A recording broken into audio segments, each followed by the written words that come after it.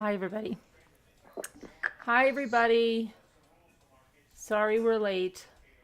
Janae was telling a funny story about her weekend, so we got involved in that. Hi, Julie W. Hi, Earthbound. Hi, Lark. Hi, Nicole. Hi, Chris Ree, Kevin, Jeannie, Margot, LMNW. I got you, Julie W. Jeannie's talking about life. Kevin. All right, lots to talk about tonight, but I just saw something about Gabby Petito's. Hi, Lark. Hi, Nicole. Hi, Chris Ree, Kevin. Okay. Where's that coming from? I just found something when I was going around about an update in the Gabby Petito family lawsuit, and the Laundries filed a to limit the depositions in the Gabby Petito lawsuit to protect themselves against annoyance and embarrassment. That's a little strange, but let's see what's going on here. Second, let me just get a graphic up so we know what we're talking about.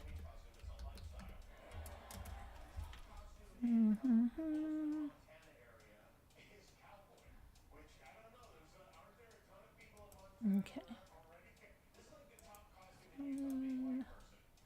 Put this up. All right, and hang on, let me just tell Jimmy to lower that a little bit. Jimmy.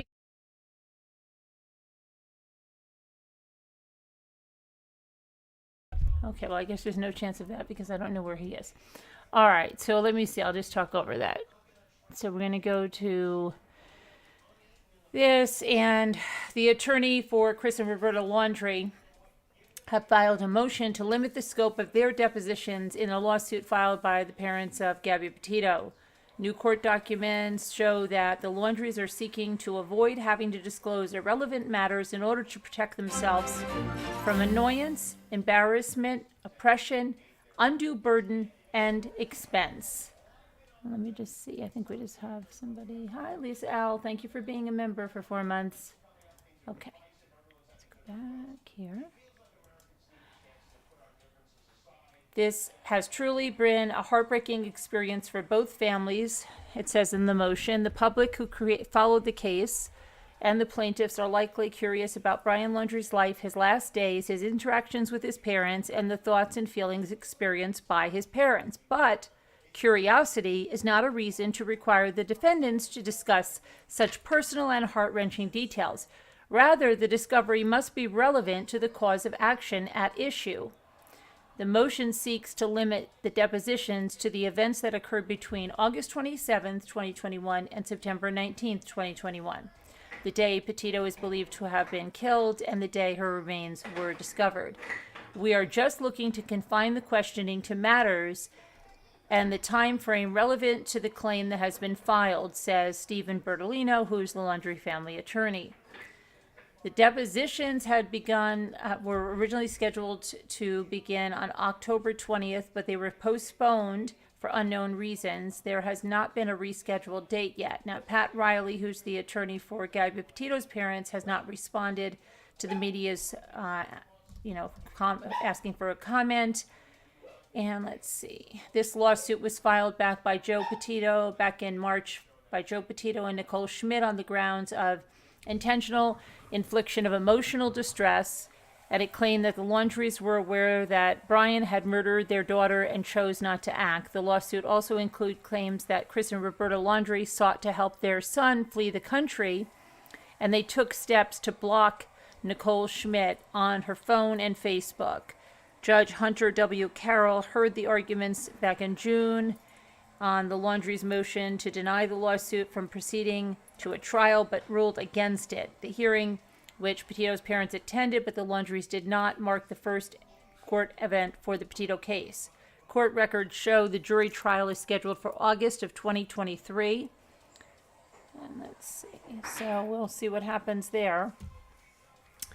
And that's our first story. And then we've got another story that's very tragic about a domestic violence victim who traveled from Italy to New York to flee her abusive husband and then was found dead in her home. So hang on 1 second.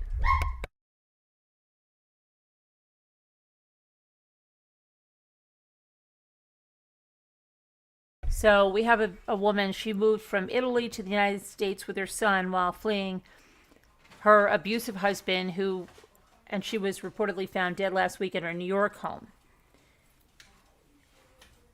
Narcus Golan's death came 4 months after the Supreme Court unanimously ruled that a lower court could not make her send her 6-year-old son back to Italy, where they left back in 2018 to escape the boy's father, Isacco Sada, an Italian citizen.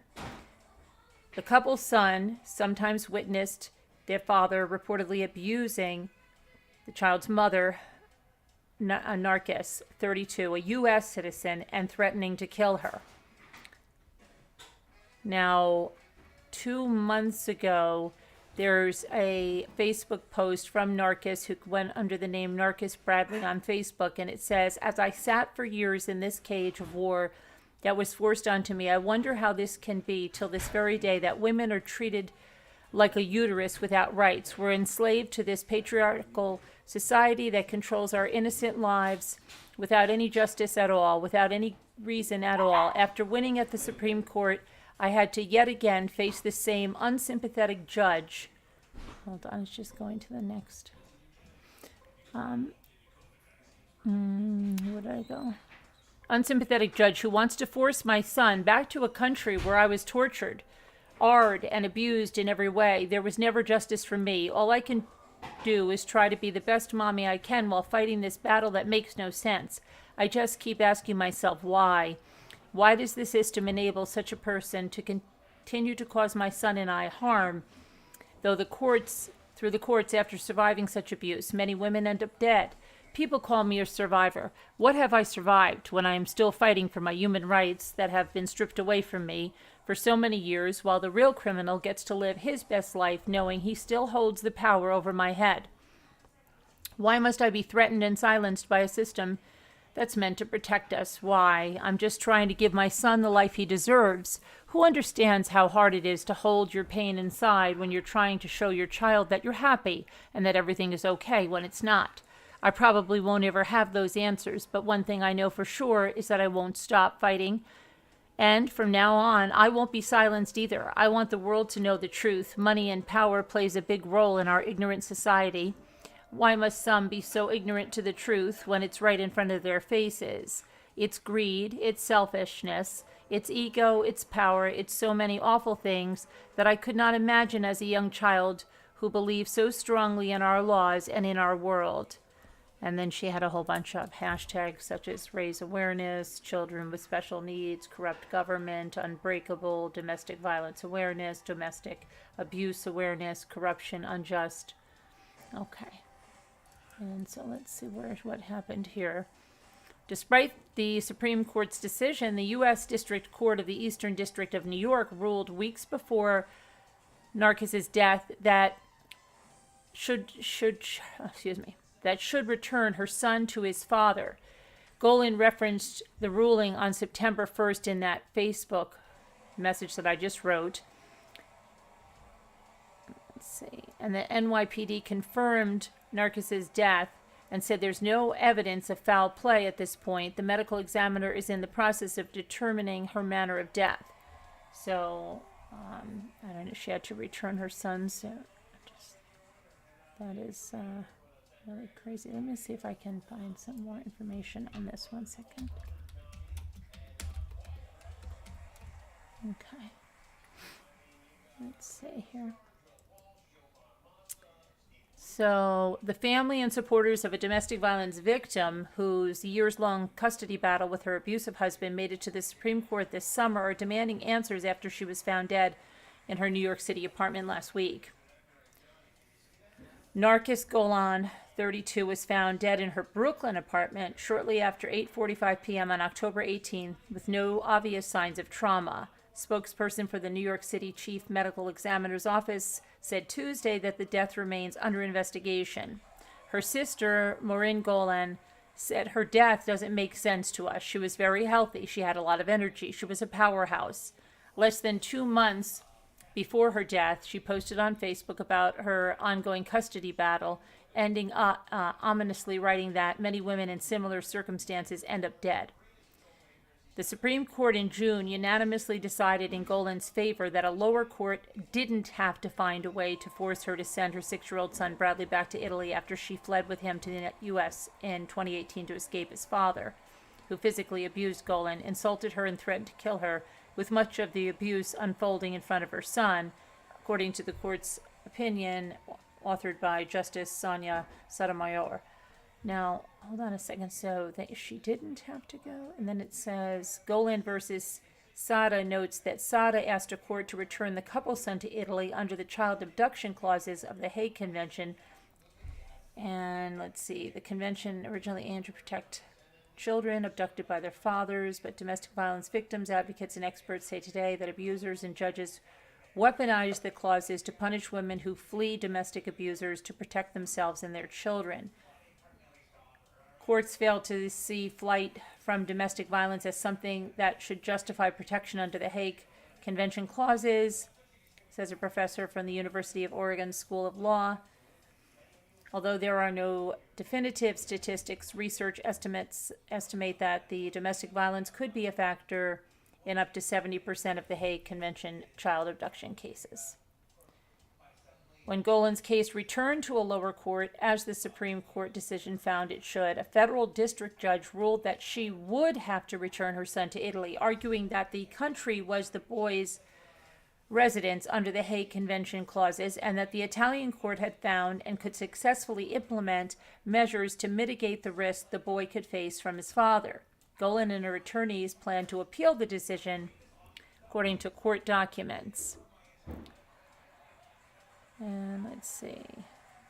While Nguyen and Golan supporters await answers about what caused Golan's death, they plan to continue her fight to keep her son with her family in the United States. Immediately after her sister died, Nguyen filed for temporary custody of Bradley as well as for orders of protection for herself and her nephew against the child's father. Let's see. According to Nguyen and Nicole Fiedler, the director of the pro bono program at Sanctuary for Families, who is the lawyer who has been working with Golan since soon after she arrived in the United States. On November 15th, a Brooklyn family court judge will confirm the current status of the case and its next steps in what is known as a return of process date. Nguyen said we will be fighting tooth and nail for custody of Bradley. The father's attorney didn't respond for repeated requests for comment. In addition to fighting for custody of her nephew, Nguyen said that she plans to fight for all of the mothers who are currently in this position, struggling to protect their children and feeling like prisoners. That's going to be my fight because that's what my sister believed in, she added. Other women in situations similar to Golan's agree, some of whom are rallying to raise awareness of and amend the child abduction clauses under a new initiative called the Hague Mothers. We can't stop her fight now, said Natalie Bridgman, 30, a member of the group who spoke with Golan the day she died. We're stepping up, and it's our turn now, she added. The group consists of over 70 active participants across 4 countries, and those participants include lawyers, human rights activists, and academics, along with mothers who fled domestic violence situations and faced child abduction accusations under the Hague Convention. The goal, according to the website, is to amend the convention and ensure that domestic violence is properly addressed in all cases and that its impact on the child, along with the impact of potential loss of contact with the primary carer, is fully recognized within the treaty itself. From a young age, Nguyen said Golan rooted for the underdog. Growing up in a Jewish community in Brooklyn, Golan was strong-willed and sympathetic, her sister said. She always cared about the people that nobody cared about. That sympathy also extended to animals, Nguyen said. As a child, her sister brought home a one-eyed hamster from a pet store who she thought nobody else would buy. The 2 sisters, other supporters say, her character didn't change even despite the years of abuse she suffered at the hands of her husband, whom she married in 2015. The 2 remained married until her death because the child's father denied her request for a get, which is a Jewish divorce. Bridgman, a member of the Hague Mothers, said Golan helped her secure pro bono legal representation after she and her two sons, now 3 and 7, fled her ex-husband in Ireland last year. News couldn't immediately independently confirm the details of Bridgman's case. I didn't even know her. She did this for me. The two connected when Bridgman sent Golan a Facebook message expressing her admiration after her Supreme Court victory. Her fight inspired me and all of us, really. Golan was a mainstay in group texts among the Hague Mothers and regularly connected new members with pro bono legal representation. She also left a legal legacy. Okay, and let me see here. Goes on and on and on about that, but let's see what her cause of death was. That's, what if she was, you don't know, it could be just because she had no obvious signs of trauma. What if she was poisoned or something like that? I don't know. So we'll have to see what it is. It's a shame.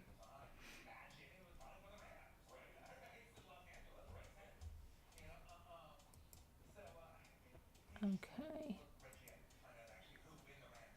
So close that. Now we have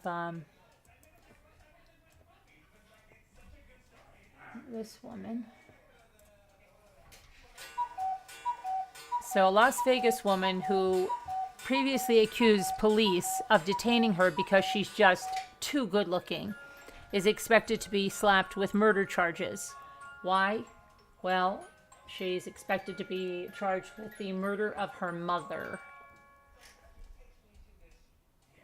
She was arrested. She is 28-year-old Hind Bustami at about 5 a.m. on Wednesday in Barstow, California, after her 62-year-old mother was found stabbed in her Las Vegas home. Police arrived at the home at about 2:30 a.m. after complaints of a loud argument inside. The arriving officers located an unresponsive adult female in the residence that was suffering from multiple lacerations. Medical personnel responded and pronounced the victim dead at the scene.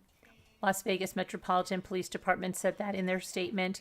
One of the mother's friends reportedly said that the victim expressed concerns about her daughter prior to the stabbing and said, and I quote, "Yesterday she was at a friend's house and she said she told her, 'I'm worried to go home. Maybe she will kill me.'" Bustami is expected to be extradited back to Vegas and charged with open murder. Now, this pictures. I don't think she thinks she is.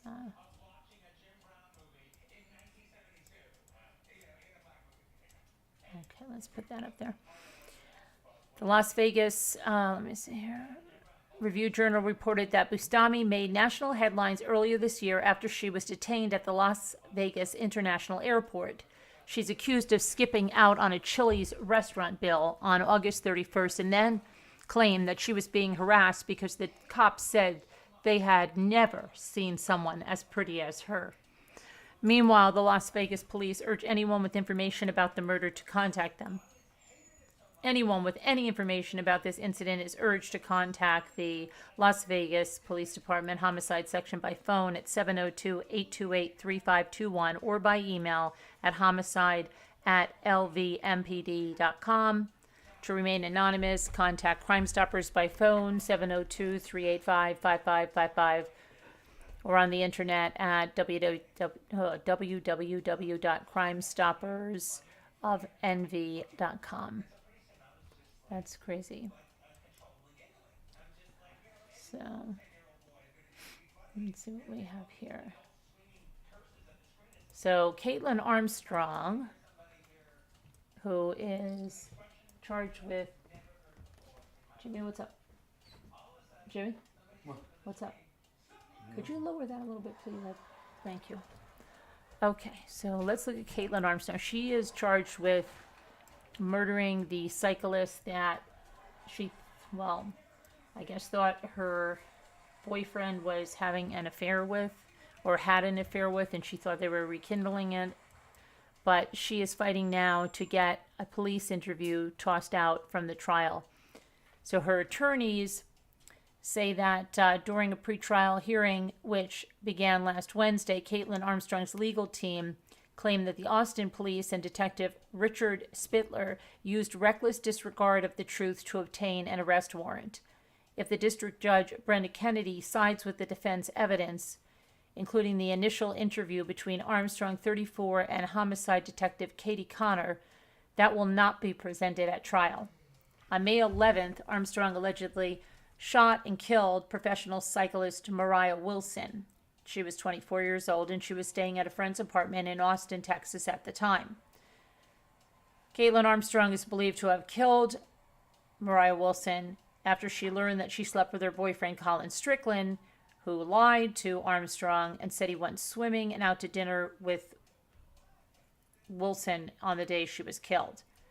He also disguised her name in his phone to keep Armstrong from knowing that he was communicating with her. During the May 14th interrogation, police reportedly showed Armstrong footage of her car outside of the apartment where Mariah Wilson was found dead. The same day, Armstrong allegedly flew out of Austin and boarded a connecting flight to New York LaGuardia Airport, and then remember she was hanging out in Costa Rica. Someone drove her to an airport in Newark, New Jersey on May 18th, the day after the warrant was issued for her arrest. However, investigators found no outbound flight reservations listed under her name at the time. But then they found out she was even up near me, within 7 miles of me, at some point before flying out. She was then using her sister's ID with a fraudulent passport, which was her sister's, and that she had cut and dyed her hair to evade detection. Defense attorney Rick Coffer claimed that she went to Costa Rica because she was shaken by the series of events, which included alleged vandalism that occurred at her home on May 13th. So she was just shaken. She wasn't trying to, run away or anything. Prosecutor Guillermo Gonzalez said there were issues with the original probable cause affidavit, but were not tantamount to a reckless disregard of the truth. They also noted that during the 10 minutes of the recorded interview, Connor was heard telling Armstrong she was free to leave 20 times. Armstrong also was recorded saying, "I feel like I should have an attorney," something the defense expert opined that she should have immediately halted the interrogation. Upon hearing that, Judge Kennedy will rule on the matter on November 9th.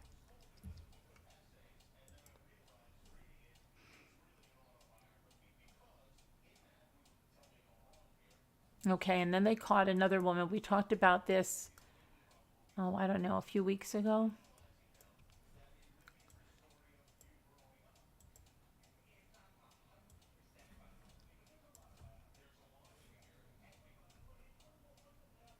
A Missouri woman who jumped bail in August after she was charged with her husband's murder has been taken into custody in Indiana. Dawn Nguyen was charged with the November 2021 shooting death of Harold Lee Nguyen, 52. She was granted bail and was supposed to be staying with her mother, but she left a note in mid-August and disappeared. Dawn Nguyen denied killing her husband, saying she was in bed with him sleeping when he was shot in the back of the head. The McDonald County Sheriff's Office said that someone in Indiana recognized her from television coverage and they alerted law enforcement. She was taken into custody there on Monday. That's interesting, right? Staff at a hotel or motel in Vigo County, Indiana, where she was staying, grew suspicious. She was arrested by the Terre Haute Police Department and is being held without bond at the Vigo County Jail. It's not clear when she will be brought back to Missouri. So they did catch her. It looks like she put up a fight, huh? And we studied this case, and remember her kids were there, and she said that he was shot, but things weren't adding up. Dawn Nguyen. So now they've got her. I'll give you a quick rundown about this case. Just make sure I've got everything right. And it's very similar to another one that I think was in, we covered a couple years ago.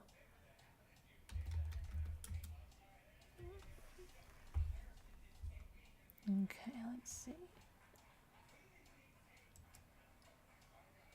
So, tell you.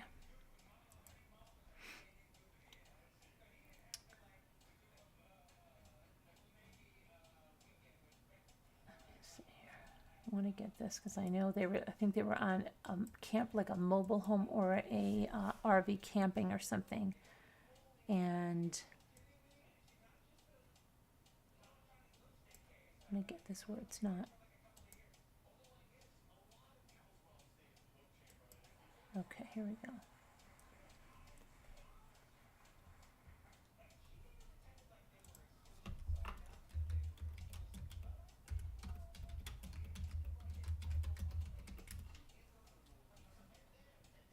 Okay, so here's what we're gonna do. So it's alleged that she shot her husband, Harold Lee Nguyen, in the back of the head while they were sleeping in their southwestern Missouri camper.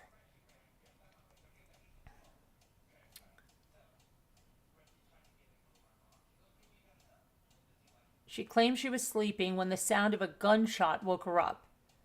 Then she said she also felt something brushing her face.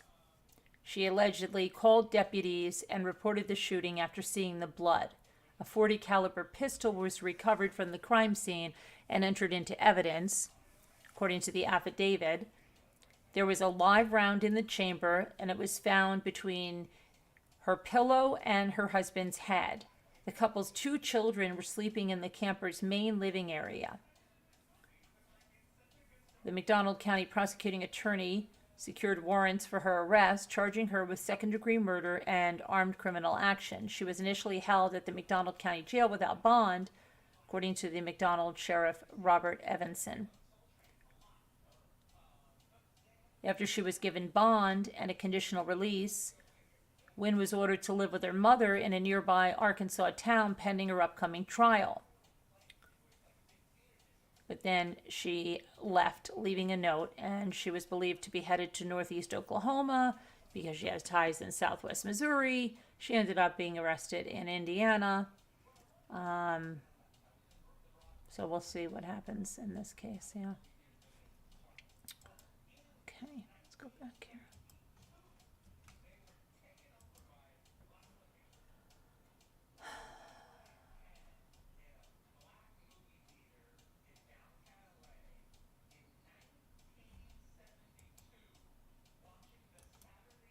Okay, now we have a Mexican man was reportedly shot and killed on Saturday, moments after getting married. Marco Antonio Rosales Contreras, 32, was killed while leaving the Nuestra Senora de la Candelaria church in Caborca.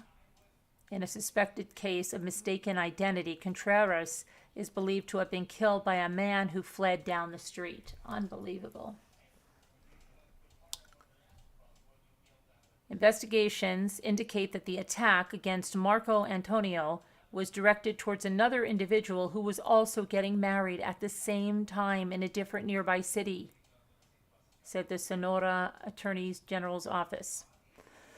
The gunman shot Contreras 4 times. There's video footage that appears to show Contreras' hysterical bride being escorted from the scene in her wedding dress covered in blood. The investigators have not ruled out any motives, including that any of those that have circulated on social media.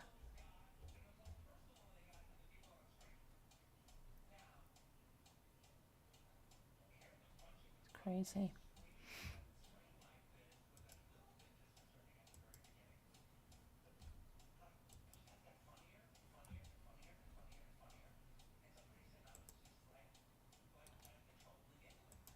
Okay, and then we're going to go over here. A Massachusetts man pled guilty this week to the 2016 murder of a Google executive, Vanessa Marcotte. Angelo Colin Ortiz pled guilty Wednesday to second-degree murder and unarmed robbery at the Worcester County District in Massachusetts. He took a plea deal that reduced his initial charges of first-degree murder, prosecutors said. Now, the Worcester County District Attorney Joseph Early announced that the victim's family wanted prosecutors to accept a plea deal which would prevent them from hearing the gruesome details of Vanessa's murder. We know nothing can bring Vanessa back, but we know through the meticulous work of the prosecutors and investigators involved, justice will be served, and the plea allows Vanessa's family to move on from this tragedy. Vanessa was visiting her mother in Princeton, Massachusetts in August of 2016 when she was fatally attacked while she was out for a jog.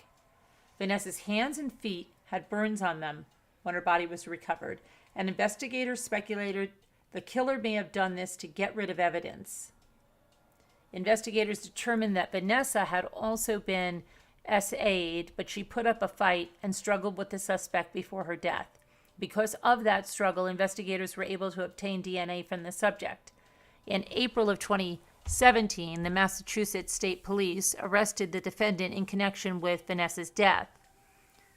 Colin Ortiz, identified as a former FedEx driver, was charged with first-degree murder and assault in July 2017. He pled not guilty but changed his plea as part of the deal. Hold on a minute, I'm going to sneeze. Thought I was going to sneeze. Coughed instead. A judge sentenced Colin Ortiz to life in prison. He'll be eligible for parole after serving 45 years.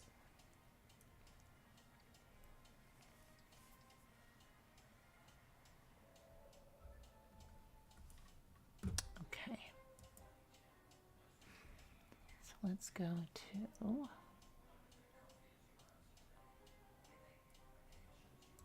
Landlord.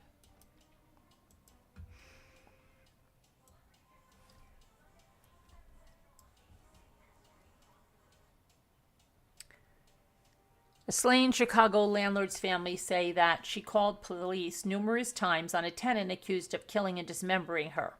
69-year-old Frances Walker's family said police were called many times by the victim in connection with accused killer Sandra Kalalu, 36, who is pictured on the left. Kalalu was a tenant at a home in Cook County that Walker managed. Law enforcement records reportedly indicated that the police responded to the home at least 5 times in October. They have rights as a tenant, but if you fear for your safety or have issues, the landlord should have rights not only as a landlord, but as a cohabitator of the domain, said Walker's niece, Corey Walker. Kalalu is accused of murdering and dismembering Walker, then allegedly placing the victim's remains in a freezer at her boarding house. A day before the murder, Walker placed an eviction notice on the suspect's door. The remains were discovered on October 10th, prompting police to arrest Kalalu. When Walker was disappeared, the other tenants were concerned about her whereabouts, and they called the police, who arrived as Kalalu was heading back towards a tow truck she ordered and paid for with Walker's credit card. Kalalu refused to speak with the responding officers and asked the tow truck driver to take her to Foster Beach to tow her car, which was parked there. The other tenants told the driver they believed Kalalu was dangerous and exchanged information with him. The driver told the tenants that when he arrived at Foster Beach, Kalalu put a large bag into a garbage can. Other tenants who had followed the tow truck checked the bag, where they found bloody rags. Police obtained a search warrant for Walker's home, and they conducted a more detailed search, and they found blood in Walker's room, knives in the home, a large butcher knife that appeared to have been used for the dismemberment. Kalalu has been charged with first-degree murder and concealment of a homicide. Chicago Police Chief of Detectives Brendan Denahan said that Walker and Kalalu lived on the first floor of the house, and there were apartments on the second floor and in the basement. They were all separated for privacy by deadbolts.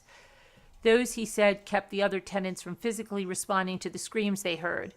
Due to the fact that there had been arguments before with the defendant, the other people in the residence, the tenants, immediately in the morning tried to figure out what was wrong, but they didn't just have free reign of the house, Denahan said. Neighbors, meanwhile, were stunned. They described Walker as a wonderful woman who cares about others, friendly and well-loved by everyone on the block. Oh. Okay, and then we've got the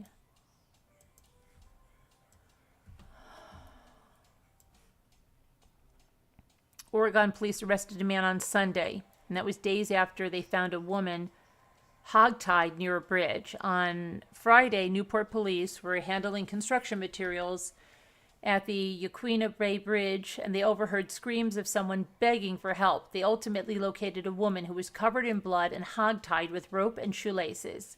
Suspect Thomas Brainies, 34, is believed to have taken the victim to the remote trail near the main pathway. The victim reportedly claimed that he struck her in the head, tied her up, and threatened her if she fought back. Brainies then took the victim's belongings and fled the area. However, witnesses reportedly confirmed they saw the pair enter the park together, but only Brainies returned. The victim reportedly managed to free her feet and walk to the bridge where police found her. Newport and Lincoln County Police attempted to locate the suspect without any luck. Officials said then that they eventually were able to locate the suspect's car on Sunday. They found that at a local grocery store, and they said that the victim's stolen items were reportedly located in that vehicle. Brainies has a lengthy criminal history, which includes an outstanding warrant for assault in this case, and he's charged with second-degree kidnapping, second-degree assault, second-degree theft, and unlawful use of a weapon.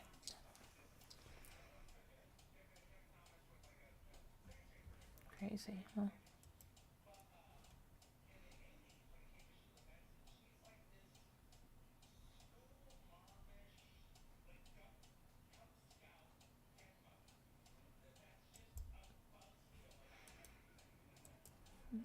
Okay, now we have another situation over here.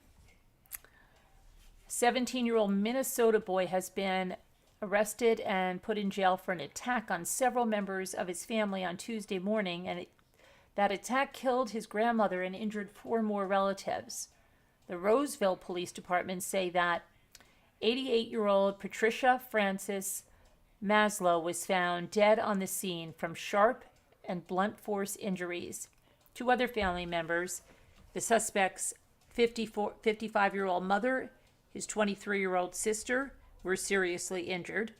His mother remains hospitalized, and the sister was treated for head trauma and released. 2 other adult siblings suffered minor injuries in the attack. Roseville Police Chief Erica Schneider said that a firearm was not used in the assault, but she did not say what type of weapon was used. The teenager fled the house on foot, which prompted a shelter-in-place alert that was allegedly sent out to the entire St. Paul area instead of just a small section of Roseville. Schools across the metro area and some in Minneapolis went on lockdown because of this alert, although they were far away from the scene. Less than half an hour later, the boy was in custody and the shelter-in-place was lifted. Police do not have a motive for the attack and say there have been no calls to the residents in the past and no documented police contacts. The Ramsey County Prosecutor's Office is reviewing the case to decide on charges for the teen. It's crazy, right?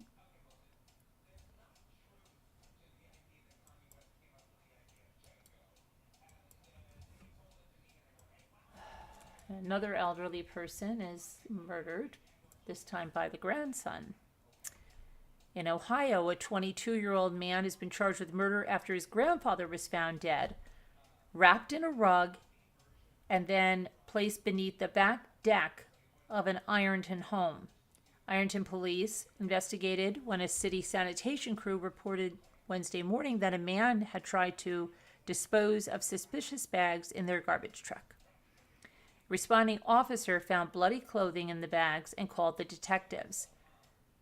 The detectives determined that the bags came from a home on South 9th Street. As officers arrived to conduct a well-being check on the house, they saw a young man come out of the house and get into a vehicle and drive away. Officers secured a search warrant and found the body of Harold Pleasant, age 73, which was underneath the back deck.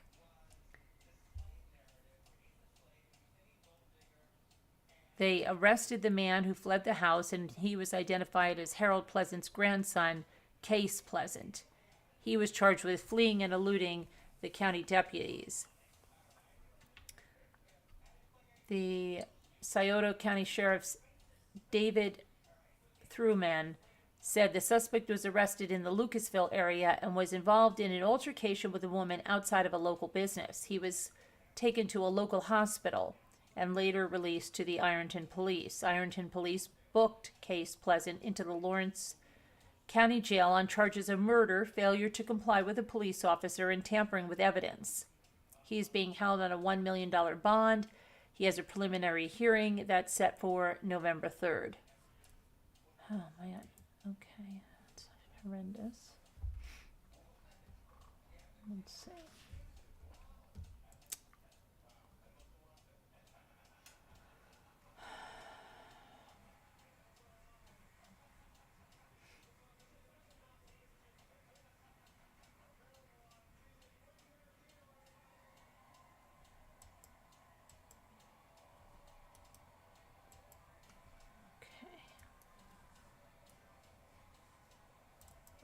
Oops, where'd you go? Where did you go?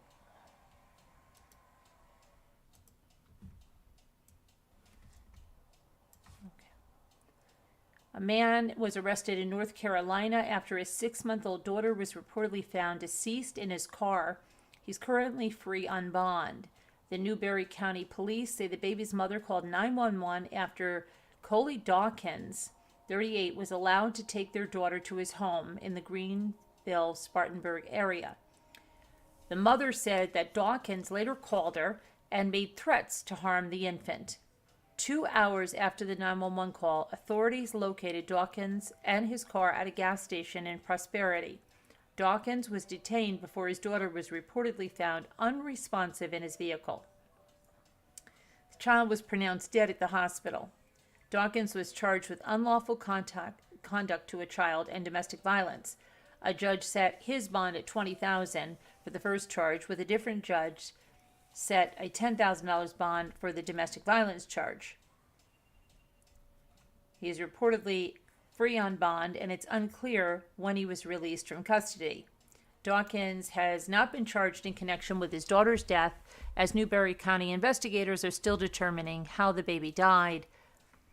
Dawkins has a prior criminal history, which includes arrests for driving under a suspended license and transporting alcohol with a broken seal. It's pretty sad.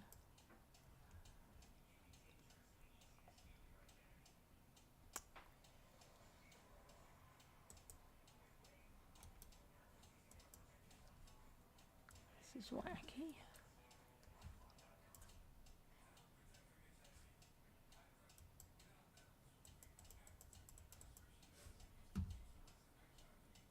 Police who were investigating a minor fender bender on Thursday afternoon in Michigan unexpectedly found the body of a 62-year-old woman in the bed of a pickup truck involved in the crash. Investigators say the truck rear-ended a car just before 2 p.m. in Roseville, and the driver jumped out and fled on foot. The person has not yet been found, but police say they know who he is and that he lives in the neighborhood. Our criminal investigation unit is out there right now trying to piece it all together. We expect to be here for the rest of the night, said the Roseville Deputy Police Chief Mitchell Berlin. The car involved in the crash also left the scene but stopped nearby. Police say they don't believe that driver was involved with the body. The person whose body was found in the truck was not killed in the crash. Police released photographs of the suspect describing him as about 17 to 20 years old, 5'10" tall, with a brown hair and a slim build. He was wearing a gray Nike hoodie, black sweatpants, and Puma tennis shoes. Authorities obtained photographs of the suspect involved in the crash. And let's see. That's his description. Okay, yeah. 5'10", brown hair. They don't say what color eyes. I guess they can't tell. Anyone with information is asked to call the Roseville Police Department at 586-447-4484.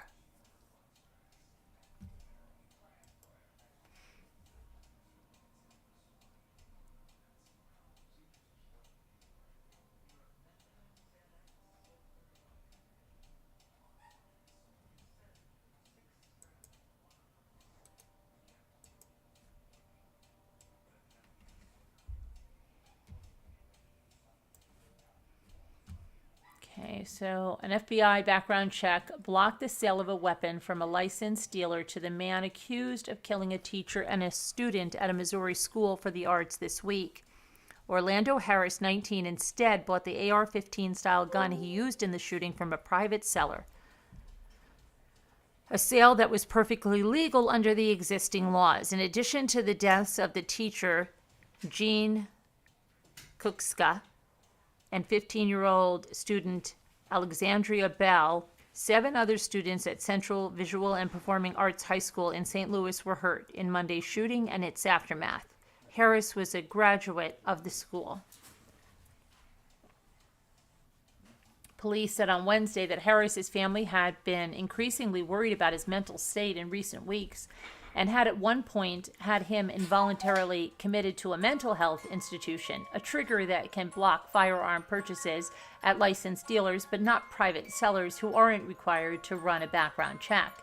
Harris's mother found the weapon at her home on October 15th, and she called the police to have it removed.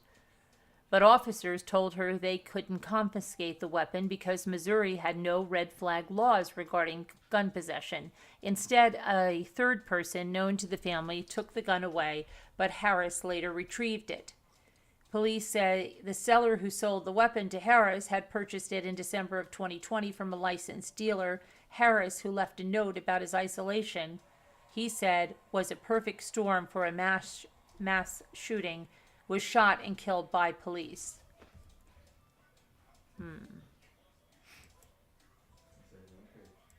Let's see now here.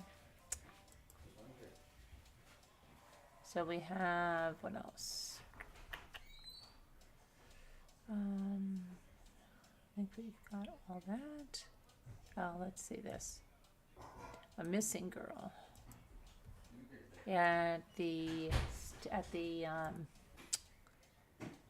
Missing girl at Center of Human Trafficking case is found murdered months after fleeing from DCF office. 16-year-old Florida girl who vanished in August was reportedly found fatally shot on Monday.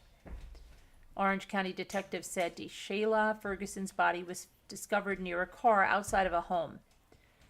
It was reported on August 12th that the teen fled from a DCF office where she was at because she was going to be housed with a family and was expected in court the following day. According to the news outlet, Ferguson had argued with the DCF employees before leaving the building. A missing persons report indicated that the teen was a ward of the state who frequently ran away. The report also stated that the murdered teen was involved in a human trafficking case, though her specific involvement was not disclosed.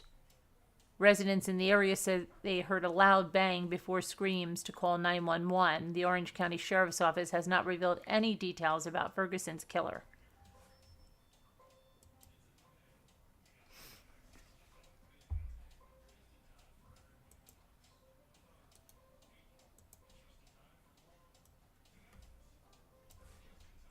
And we have the New York State medical examiner took the stand on Wednesday at the Suffolk Superior Court, told the court that murdered Thomas Valva had numerous injuries consistent with hypothermia and stress. 43-year-old Michael Valva is currently on trial for the murder of his son Thomas, who froze to death in 2020 after being forced to sleep in an unheated garage. The temperatures on the night in question had plummeted to 19 degrees. Valva's then fiancée, Angela Polina, 45, is a co-defendant in the case. Both defendants pled not guilty to murder and child endangerment charges, but Polina's trial has not yet started. The medical examiner said, "In my opinion, the cause of Thomas Valva's death was hypothermia. The child's death was consistent with a person sleeping in a garage who was then sprayed with cold water and taken outside into frigid temperatures." The prosecution alleged that Valva sprayed Thomas with cold water from a hose after the child spent the night in the garage. The doctor also testified that the child's thymus gland, which produces white blood cells to build up the immune system, was profoundly shrunken, weighing only 9 grams at the time of his autopsy. According to Kaplan, the medical examiner, the normal thymus weight for a healthy 8-year-old would be around 43 grams, so 9 grams. dark spots circled Thomas's esophagus, which was indicative of stress caused by hypothermia. The victim's kidneys were also inflamed due to his urine not being drained. He also had cuts to his face after he allegedly face planted onto the ground on the morning of his death. Michael Valvis said during a 911 call that Thomas slipped and fell on the concrete while running to the school bus on the morning in question. But the medical examiner testified that the cuts on Thomas's face showed a series of injuries that couldn't have happened in a single fall. Thomas also had head injuries, but Kaplan testified that those particular injuries did not contribute to his death. Autopsy photos were presented to the court, which reportedly showed cuts all over Thomas's face and injuries inside his mouth and inside his eyelids. Kaplan testified that part of those injuries were consistent with someone slapping the child in the face and covering his mouth. Michael Valva's defense attorney, John Laturco, told the court earlier this month that despite any allegations of neglect, Michael never wanted his son to die and isn't guilty of murder. Everyone needs to be focused on not the neglect, child endangerment, but rather the depraved murder charge. There's no evidence to show Mr. Valva wanted his child to die. Prosecutors told the jury during opening statements that Thomas and his 10-year-old brother Anthony suffered years of abuse at the hands of the father, often arriving at school with bruises and scratching, and hungry. They were observed at the school literally eating crumbs off of the floor, said the Suffolk County District Attorney Laura Newcomb. Valva's attorney lays the blame at Polina's feet, saying she constantly told him he was being too lenient with the boys and that Valva was desperate to make things work with her. He painted her as the wicked stepmother. You're making it too comfortable for them, she allegedly told Valva. According to attorney Anthony LaPinta, let them be uncomfortable. That will teach them to control themselves. LaPinta said during opening statements that they never ever thought that either of his boys could die from being in that garage. When Valva arrived at the hospital to see his son in January of 2020, he had no emotion, noted paramedic Erin Lambert. She previously testified in the trial that there were no tears, there was no emotion, and she recalled when the suspect saw his son in a bed at the hospital, somebody, a staff member, came into the room and asked him if he needed a drink, a chair, or to make a phone call, and he turned and said, "No, I've been in more stressful situations." On Thursday morning, the prosecution rested its case against Michael Valva after calling over 25 witnesses to the stand. Defense witnesses are expected to take the stand next. The trial continues, and we'll see what happens. Okay, let me see here now.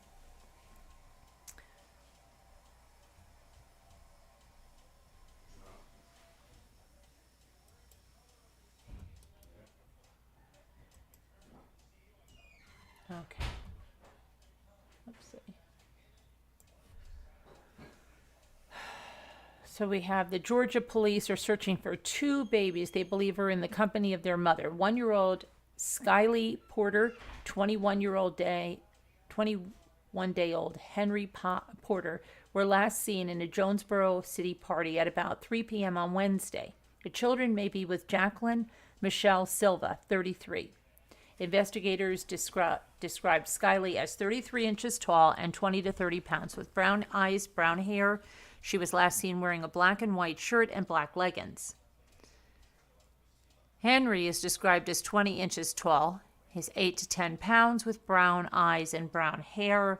He was last seen wearing a blue onesie and a white hat with ears on it. Silva is described as 5'4", 250 pounds, with hazel eyes and brown hair. Police have not activated a Levi's call, which is Georgia's version of an Amber Alert, and they did not describe the circumstances behind the disappearance or detail the mother's custodial situation.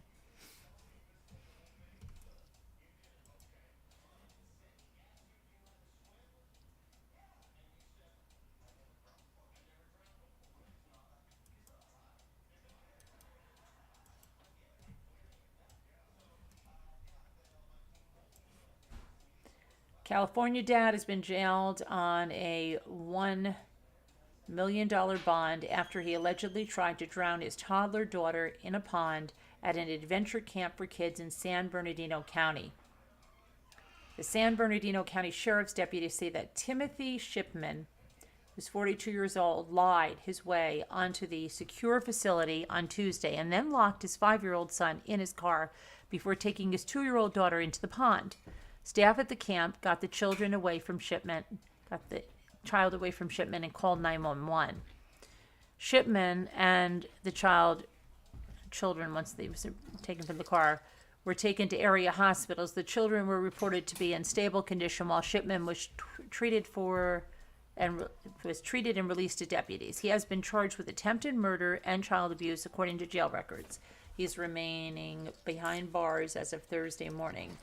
The sheriff's office said that detectives with its Crimes Against Children division served a search warrant at his home and obtained evidence related to the investigation. A science camp was being held at the facility at the time. Outdoor Education Director Emily Balconi said in a statement that the organization was very proud of how our staff handled the situation and thanked Running Springs emergency personnel for their swift response. That was good they were there. So otherwise, it wouldn't have ended well, I don't think.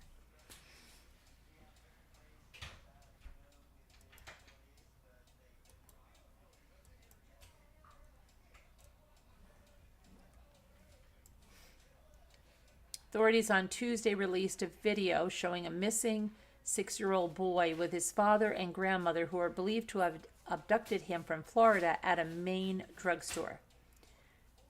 George Jojo Morales was reported missing on August 27th. He is believed to be with his father, 44-year-old George Morales, and paternal grandmother, 68-year-old Lilian Pena Morales.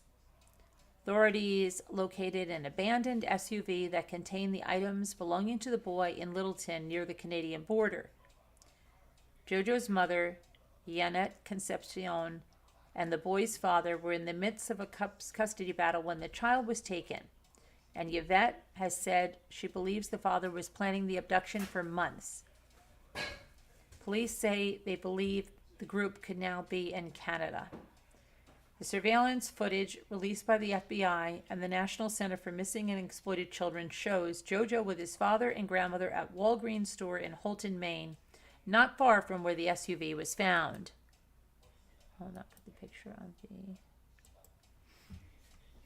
the father and the grandmother. Morales and Pena Morales are both wanted for interfering with the custody and concealing of a minor. Investigators ask anyone with information to call the National Center for Missing and Exploited Children at 1-800-THE-LOST and the Miami FBI field office at 754-703-2000. 1 second.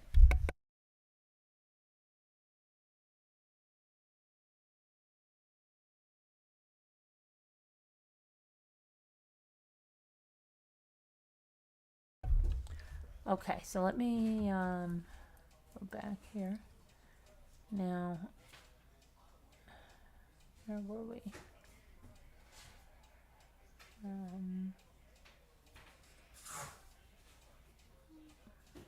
think we got. I think we did not do this. Okay.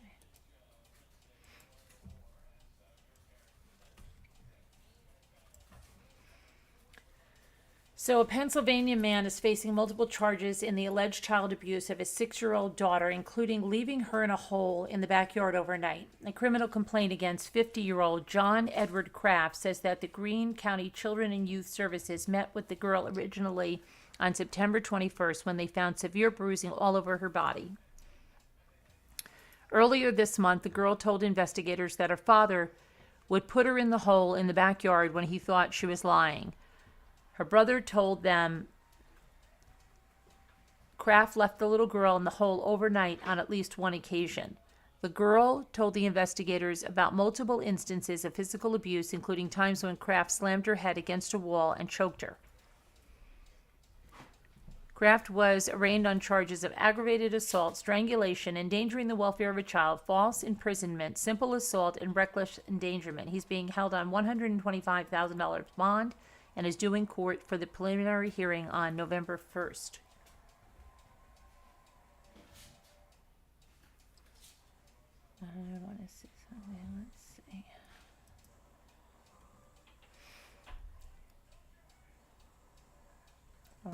think that,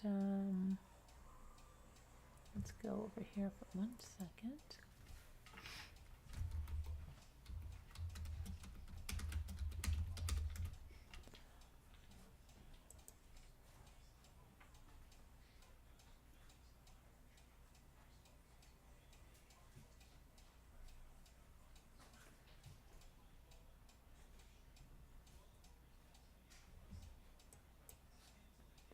Okay, so let me go to this one right here.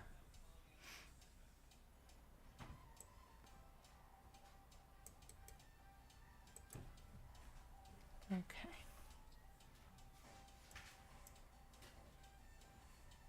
Come on.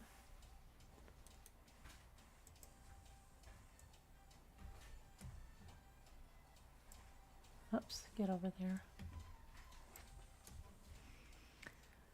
So, Roanoke, Virginia, a Buchanan County man has been arrested for the death of his girlfriend. Dustin Barrett Owens, 38 years old, of Van Sant, was arrested Sunday after a first-degree murder warrant was issued for the death of Amber Dawn Compton, 35, also of Van Sant. Saturday, October 22nd, the Buchanan County Sheriff's Office was called regarding a missing woman. During the investigation into her disappearance, deputies found her body at her home on Sunset Hollow Road that night. She had been shot multiple times, according to the Sheriff's Office, and she was 7 months pregnant.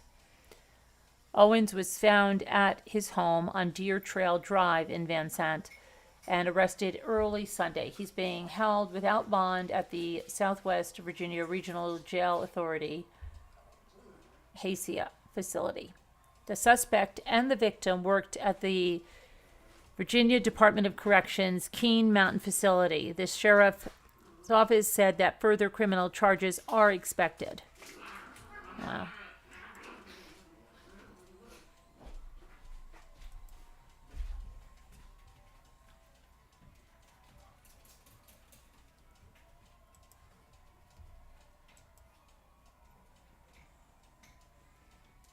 Okay, let me see here. Got that, we got that.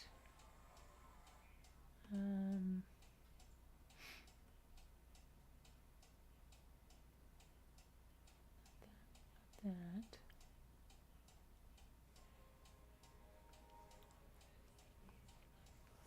Okay, let's look at this.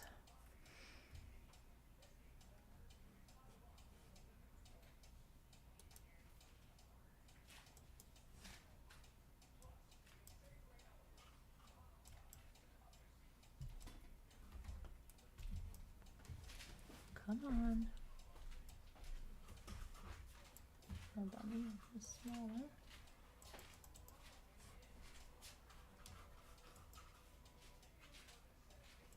So, 6 people, including 12-year-old Sophina and 14-year-old Natalie Clemere, were found dead in an apartment in Heartland, Wisconsin.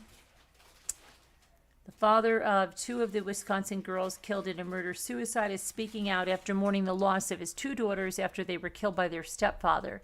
They were fun, loving girls, Kyle Clemere told the media. They were the sweetest little girls ever. Clemere's 2 daughters, 12-year-old Sophina and 14-year-old Natalie Clemere, were found dead inside of a Heartland apartment alongside their mom, Jessica McKissick, her new husband, Connor McKissick, and the girl's 3-year-old twin half-brothers. All 6 people were found dead of gunshot wounds. Police believe that Connor McKissick's gunshot wound was self-inflicted. The deceased were discovered by firefighters after a blaze swept through their apartment building. Detectives found evidence of an ignitable liquid inside the family's apartment where it normally would not be located. Heartland Police Chief Torian Misko said at a press conference Monday night. The apartment building contained 4 units. 10 other residents were able to escape from the 3 apartments. According to Kyle Clemere, he had trouble believing that the girls were really gone. I just broke down. I was angry, in disbelief, like it didn't happen, like they had the wrong address. I didn't really believe it until I went to the coroner's office, and had to identify my girls. Family member has set up a GoFundMe to raise money for the girls' funeral expenses. Clemere is now plagued by questions about why his daughter's stepfather did what he did. I know they had their issues and problems like anyone else, but this would be the last thing that I would expect that would happen. A million questions. Why? You could have just dropped them off by me. I don't know. I don't know either. It's crazy. Okay.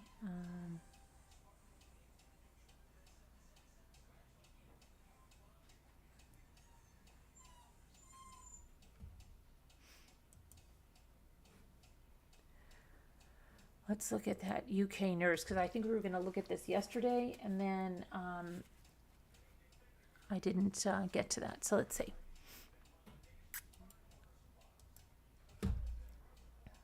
I was telling somebody about this. They have not even heard of them. Oh my gosh. So Lucy Letby, 32, is accused of killing 5 infant boys and 2 infant girls at the Countess of Chester Hospital between 2015 and 2016. A colleague of hers said thought not again when another baby fell ill at the Countess of Chester Hospital neonatal unit. She testified at Letby's murder trial. The colleague is a nurse at the hospital, and she testified Monday that she was preparing medicines when the infant girl, identified only as child B, went into distress. Letby is accused of killing the girl's twin brother in June 2015, a day after his premature birth. The baby girl, said the nurse, who has not been publicly named for legal reasons, looked very ill, she told the jury. She looked like her brother, very like her brother did the night before. Pale, white, with this purple blotchy discoloration. It was all over her body. I just remember thinking, not again. To see his sister with the same appearance, the baby girl stabilized quite quickly after a breathing tube was put in. The nurse testified in the Manchester Crown Court that the girl's brother deteriorated suddenly and to an unusual degree. Babies can be very poorly quickly, but there is usually some indication that is happening.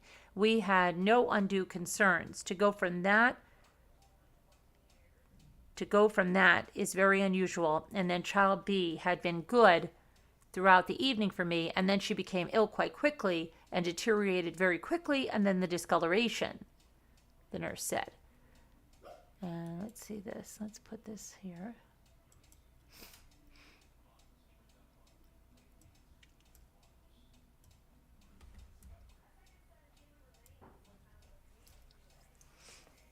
It says, not good.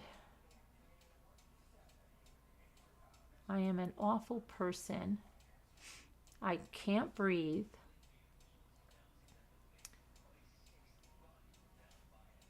Focus every day. Overwhelming fear, panic. Never have hope. What does this say? All getting too much, everything. Hate myself. Taking over my life every day. So much for what this has, what has the future holds. How can I get through? And hate, panic, fear, lost. I don't deserve to live. I killed them. I did this on purpose because I'm not good enough. I don't deserve mom and dad. World is better. Okay, let's see what this is. You never want any baby to die, the nurse testified. You want to help them go home to their families. That's always been my goal. Child B survived and was later released from the hospital. Prosecutors have alleged that Letby, 32, injected air into the bloodstream of both infants. Wow, and the other little girl didn't die. That's crazy. That's so lucky. I thought that was... Letby faces 22 charges for allegedly killing 5 infant boys and 2 infant girls, as well as attempting to murder 10 others at Countess of Chester Hospital between 2015 and 2016. Earlier in the trial, prosecutors told jurors of Post-it notes that were discovered at Letby's home in which she wrote that she was evil and killed them on purpose. While some notes allegedly written by Letby read that she is a horrible, evil person who isn't good enough, others included what prosecutor Nick Johnson told the court were protests of innocence. They included one that involved the phrase, I haven't done anything wrong, and they have no evidence, so why I have to hide away? Why have I had to hide away? Well, ladies and gentlemen, that in a nutshell is your task in this case, Johnson told the jury. Whether or not she did these dreadful things is the decision you will have to make when you have heard all the evidence. Letby has pled not guilty.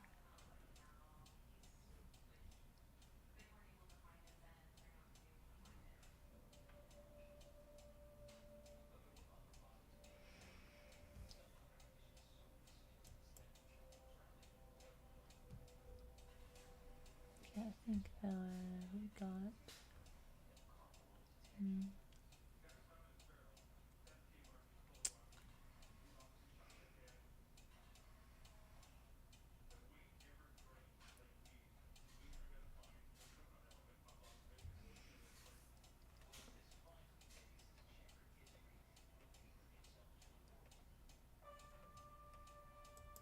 Okay, let's take a look at this.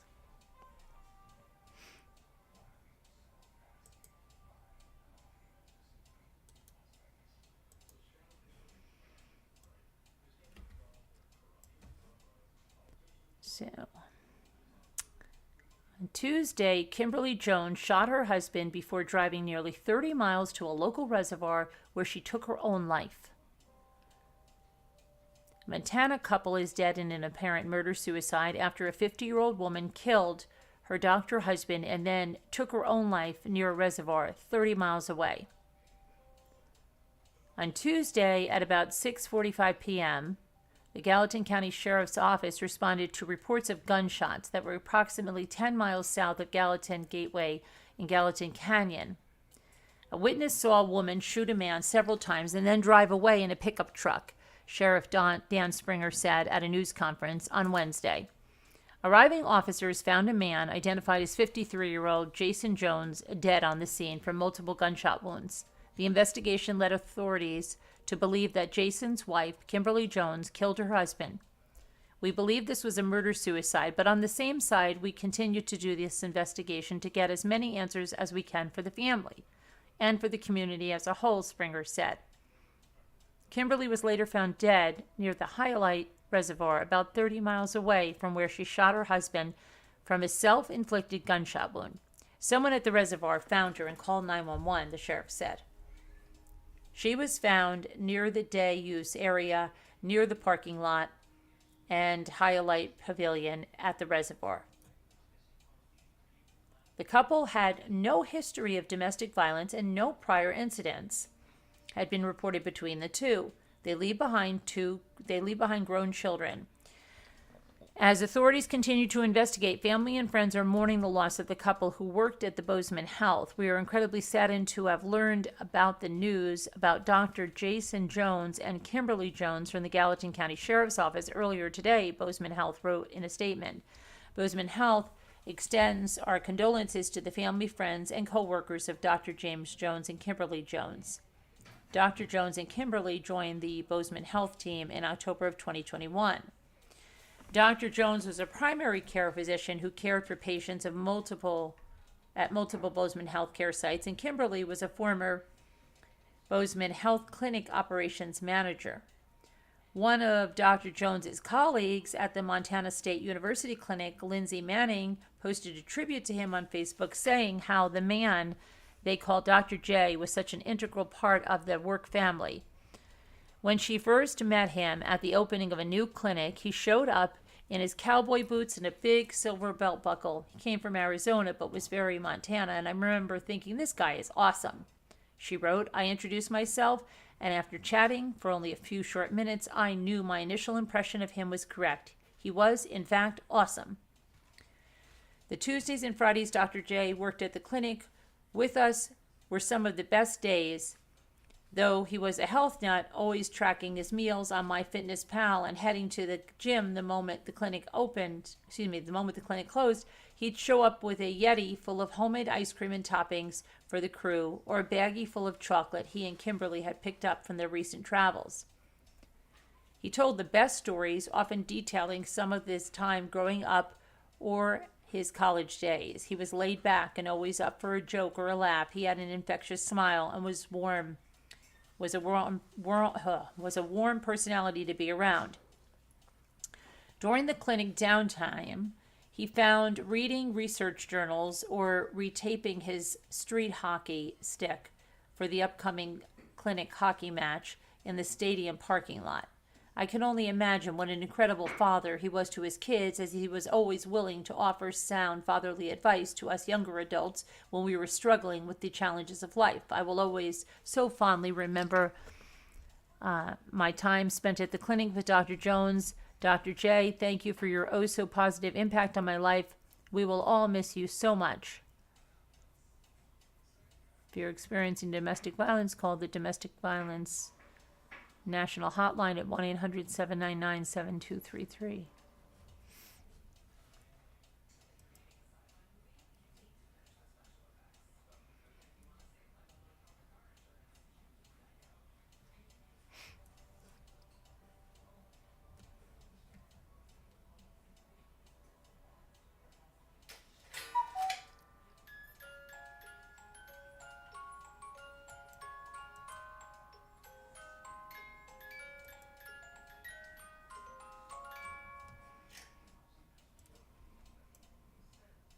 Move this away. Okay.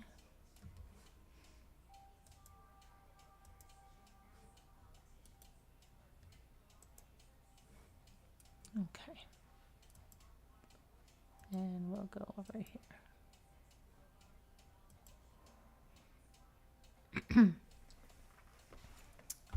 So, hi Sunkissed, haven't seen you in a long time.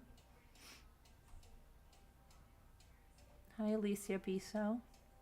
Hi Captain Lee Fan. Nicole. I'm in top chat and not live chat. So that was a lot of stuff to go through.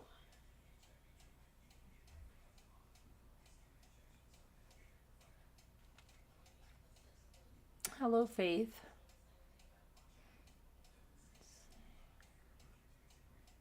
Hi Heart Made Wise. Hi Debbie L. Hi Sean Sneed. Hi Robody Bob. Hi Serenity. The Wake Forest Killer Nurse. Let me see if I have. Okay, let me see. The Wake Forest. Something sounds familiar. So I might have. I think I did.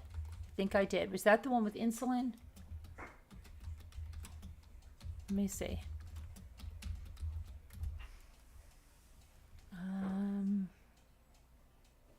Yes, I did. I did go over this last night. Atrium Health, Wake Forest Baptist Medical Center. Right, this is the one with, wasn't it with insulin? Yeah, I think that was last night. Last night or the night before.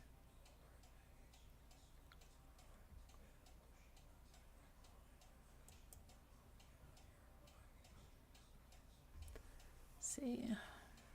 I believe that wasn't that about insulin overdose? Yep. So the answer would be yes.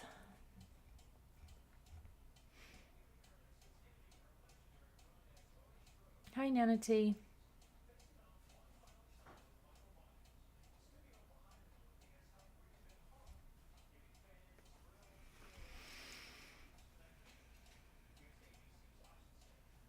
Let's see. Uh-oh, who's in trouble? Who's in trouble? I don't know. Who's in trouble? The Captain Lee Fan. Hello, Lark. Who's in trouble? I don't know. I don't know, Captain Lee Fan. Who is? Mommy, read Kevin's comment. Oh, okay. Let me see. Where's Kevin's comment? I need you to come by the office after your broadcast. Okay. All right. Can't be about the 12 minutes I was late. That was Janae's fault.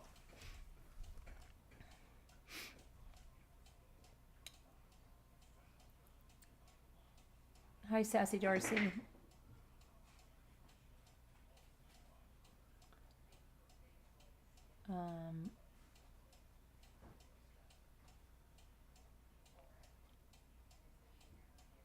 said that to me? Oh, somebody said something to me. Who said to me? I'm losing it. Didn't somebody just say to me?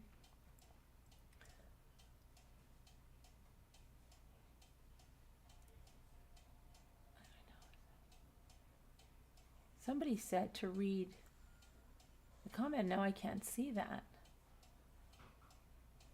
I just might be a mind reader. Okay. Well, we'll have to get Janae in there for that too. Let's see.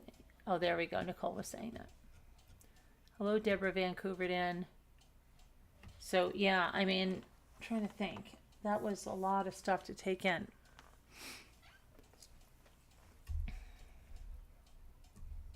And who's on, let me just see if there's any current, what's currently on trial, anything. Let's see here. Let's check that out.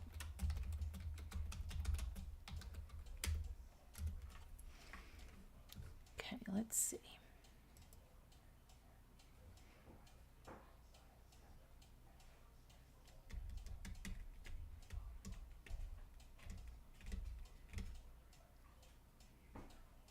What do we have on trial now? Current trials.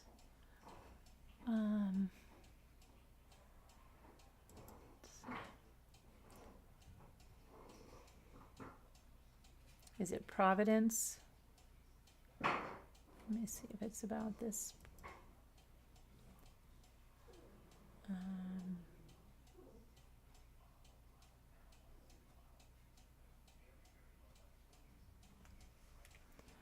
First trial in Pike County. Oh, they saw the Pike County Massacre one, yeah. I don't know. And of course the suitcase.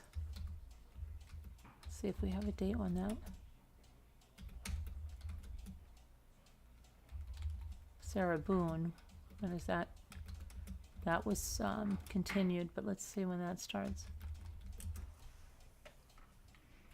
Trial date revealed. Has been reset November 7th. So that's November 7th. That's not that far away.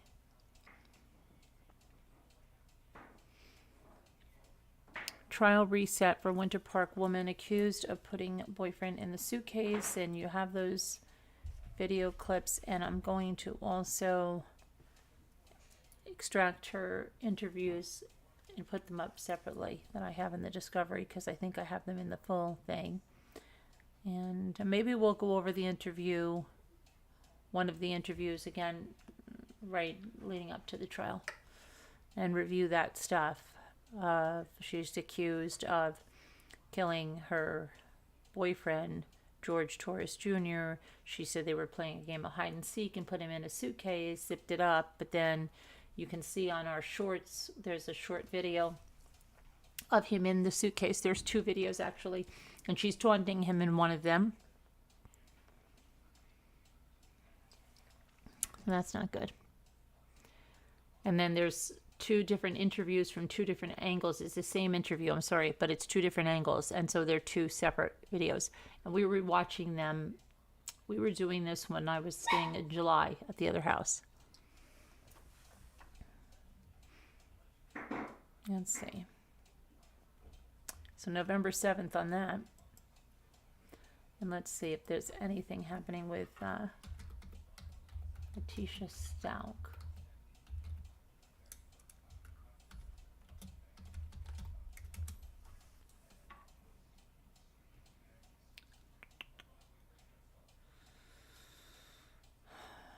Trial date still unknown, more than 2 years after her arrest.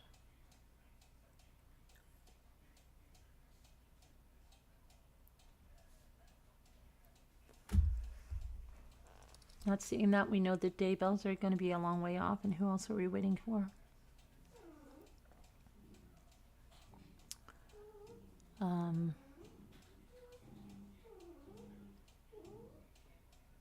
I don't know. Thomas Valva, Michael Valva, I think is going to be found guilty. I hope they both are found guilty, right? Because they both played a part in that, a big part in that. And it's the reason, not one of them had the sense that you don't do this. Just so horrible. And I just don't understand how the school just let that go. I know they say they made multiple reports to CBS, but if you're seeing kids in that dire of a situation, then I think you don't just make another report. You have to do something. I don't know. But anyway, let's see what's Do going you on. remember that Hernandez case ages ago? That kid that they made a Netflix series about? No, which one is that? Something, I think it was Hernandez. Something. Oh, the little boy. Are you talking about the one that was abused in Fernandez? Yeah. Oh, yeah. Yes, Gabriel Fernandez. That's that one. Yeah, I mean, and there's a few like that where the kids were like really horrifically abused, and it's just like the system failed them. But wow, I don't know. Yeah, really sad stuff. So who's up on the panel? I'm start putting people in the waiting room that are asleep. I'm not asleep. Tammy? I'm not asleep either. Tammy's I'm not asleep. Okay. Tammy, are you asleep? Yeah, I'm asleep. Tammy's asleep. I talk in my sleep button too. Hello. Hello, Lark. Liza, are you asleep? I'm awake. HBIC, are you asleep? Uh-oh. Margot's up? Yes, I am. Okay. Marco's wide awake. She's like, What about Debbie D? I'm up. Okay, good.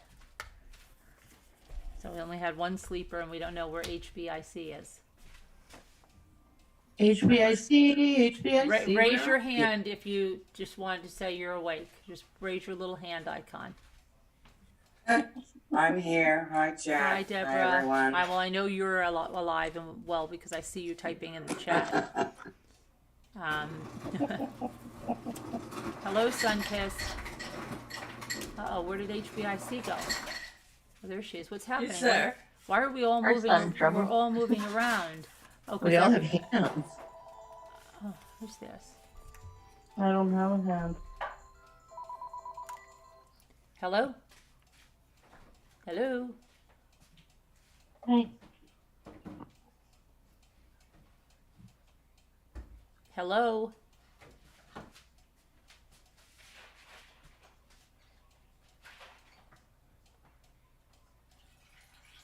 James? Oh, okay. Let's see. This was so was sad. that Mike? Was that Mike? No. No. Tell him, don't forget the milk, baby. I know. We have a Mhm. new marriage. You don't want to. I need to get milk. Thinking of that. Have you been going out? No, I can't go Oh, out. I didn't think so. Okay. I'm stuck in my bed because I did too much. Yeah. I Hi, did Sunkissed. too much. You all told me you're doing too much. You're doing too much. You said it every day, every minute. Yeah, but now we're saying you're doing no. I was gonna say No, I'm not no. doing enough now. Well, it's almost Yeah. It's almost 2 weeks. When are you supposed to be able to go around? It was Yeah. supposed to be now, but I can't because The I stitch? busted a stitch. I blew a stitch because I was doing stuff and I shouldn't have been. And Maybe you could use that. You know that they have a skin adhesive, right? Second Skin or something. I don't know. I don't know if I want to. I'm just gonna. It looks great. Okay, everything looks great. It's healing great. Everything's fine. It's just, where it is on my body. Every time I move, it's my lower back. Like, so there's all Yeah. muscle there, not very much skin. And when you move, your skin moves there. When you move your body. Hello. So, oh, Hello.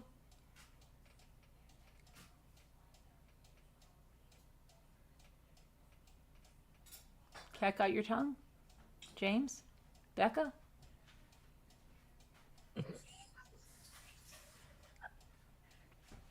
Tracy?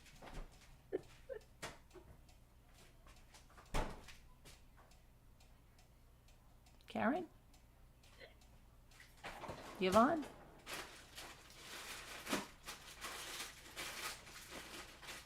Kula, Sula, the guppy. Paula? Louis, Louis, Louis. Louis?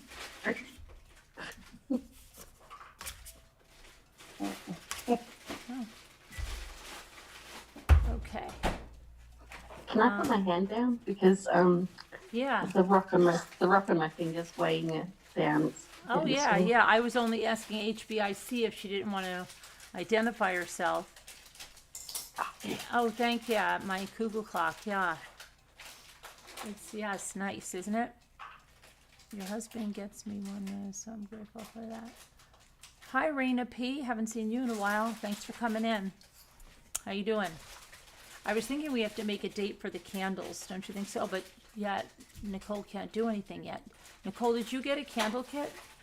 I did. I don't know where it is. I have to look Oh, around. no. Oh my gosh. I'm so sorry, guys. I did order it about a month and a half ago, maybe 2 months ago, I think now. Right. And I got it. It was the soy one. It was really nice. It's somewhere in the house, so we don't And know then what. you lost it. And I lost it. I mean, things go and then they pop back up, and then they go, and then they go for a long time, and sometimes they don't pop back up. But I hope this pops back up. Oh, boy. Make it a fun game for the girls. Just say hide and seek, and you have to try and find the candle kit. Whoever finds a candle kit gets a prize. That's what I could say. Just get Right. them a little something from Amazon. Whatever. Yeah, exactly. What was I gonna say? I don't know what I was gonna say. But yeah, we should think about like a Sunday afternoon or something maybe coming up. And then some other crafts. Maybe we should start, I've got to get back on my New York Times cookie things that I wanted to do, especially because last year, gosh, we had our cookie exchange in November where we did cookie baking on I can't even believe how fast everything is going. That's crazy. I know. I didn't even get apple picking. I'm like, my apple picking consisted of going to the grocery store, picking up apples. Oh my gosh. Teach your children. No, wait, hold on. Teach your children has a question. Hello. Hello.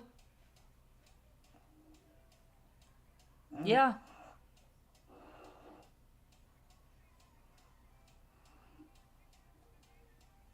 Okay. Thank you. You do what? What's going on? I can't understand you. Large You celebrate what? pepperoni, extra cheese. Okay, No, somebody said they have a cherries. question for you. Teach your children has a question for you. For me? Yeah, they say, yeah, Jimmy's right here. What would you like? Are they on? I'm confused. I don't know. I've In the never chat. seen. Welcome to our chat, teach your children. What is the question that you have? See? Yes. Do tell.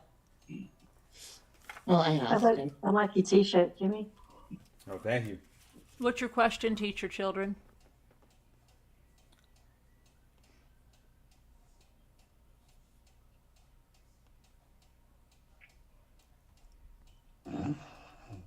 Teach.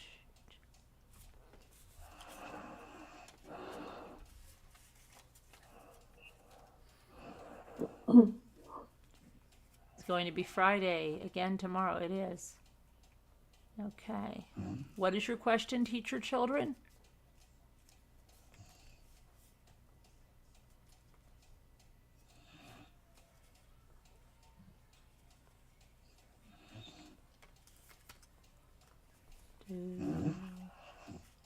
I think Margot fell asleep. Yeah, she did. Faith's graduate student said that she had a Yeah. question about, That's okay. but I see one. It's okay. Okay. They're troublemaking. Sorry, I don't see it. I think it was, let's see now. Oh. Where's teach your children? Teach your children, where's your question?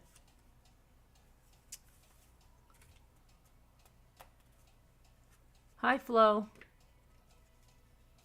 Did you get scared to ask your question, teach your children? Well, I mean, if she has the question, copy it, send it to me or something. I don't know. I'm not gonna stand here and wait for.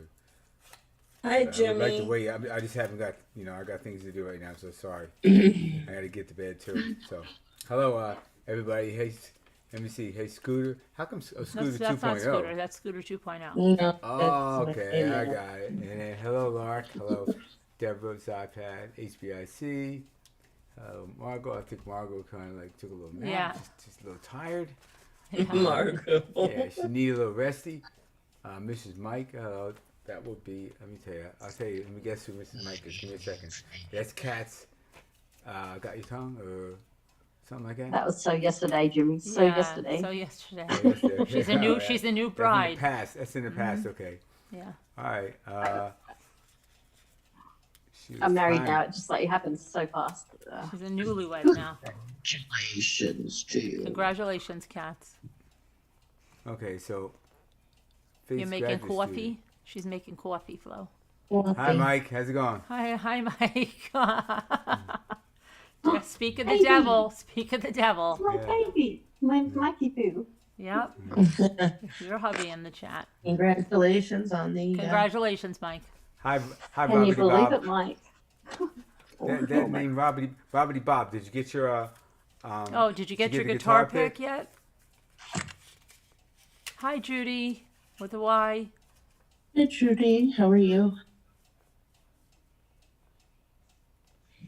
When did you mail that out to them? I hope everyone's doing all right. Hi, Judy, with a Y. I just said that because everybody else does. Yeah.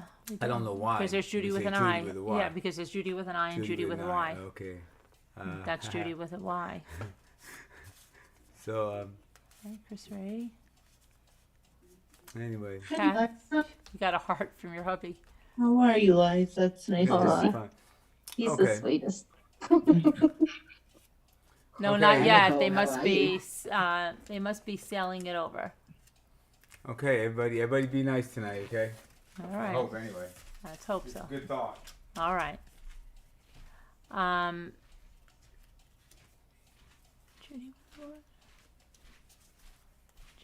Judy. Judy. That reminds me of the Judy doll from Curb Your Enthusiasm. Do you ever see the one with the Judy doll? Yeah, I Oh love gosh, the Judy doll. What's wrong with you? You're sick, right? Oh my gosh. Puts the doll's head down his pants. that. Oh man. She said I I love she that said I could student. cut the hair. Yeah.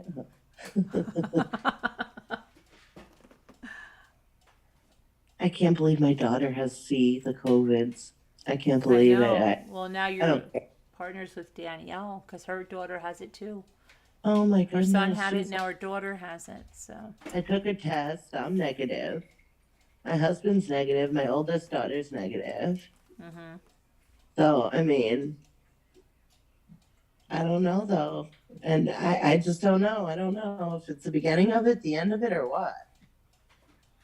Honestly, I think it's the only thing in your life that you'll ever be negative with.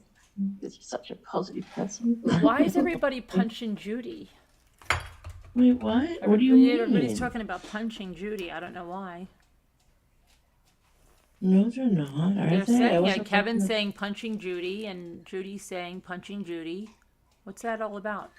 at- I don't know. Maybe it's an inside joke or something that we don't. Somebody said Judy Jetson. Judy Jetson, yeah, but who's punching Judy? I don't know. See, they're talking about something that we don't know. It's like maybe a movie or a song. I don't. Sometimes. Judy's saying, get better, horrid thing. Oh, get better, horrid thing. Punching Judy, Carolyn. I don't know who punching Judy is. Is that something that I'm supposed to know?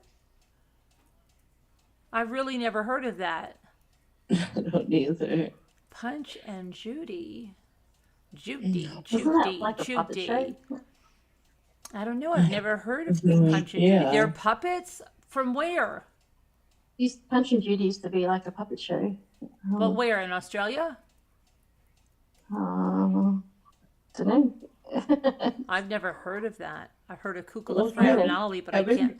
I can't really remember it, but I remember watching it and really getting excited if Kukla Fran and Yeah, Ali was on. it is Australia.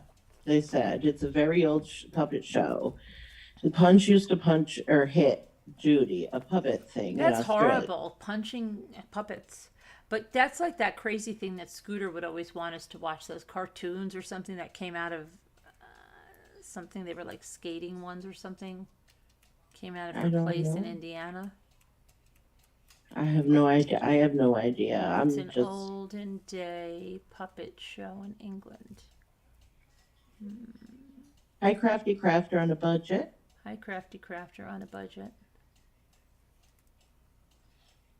Well, maybe I'll look it up later or something. So I Yeah, I'm think gonna probably. besides Cookie Exchange, we should do a holiday ornament thing, and if everybody that participates thinks of, I don't know if a 3 would be too much. It wouldn't be too much for me, but if thinks of 3 DIY ornaments, they don't have to be really elaborate, and then get everybody the supply list so everybody can participate. Then everybody could be on panel making ornaments.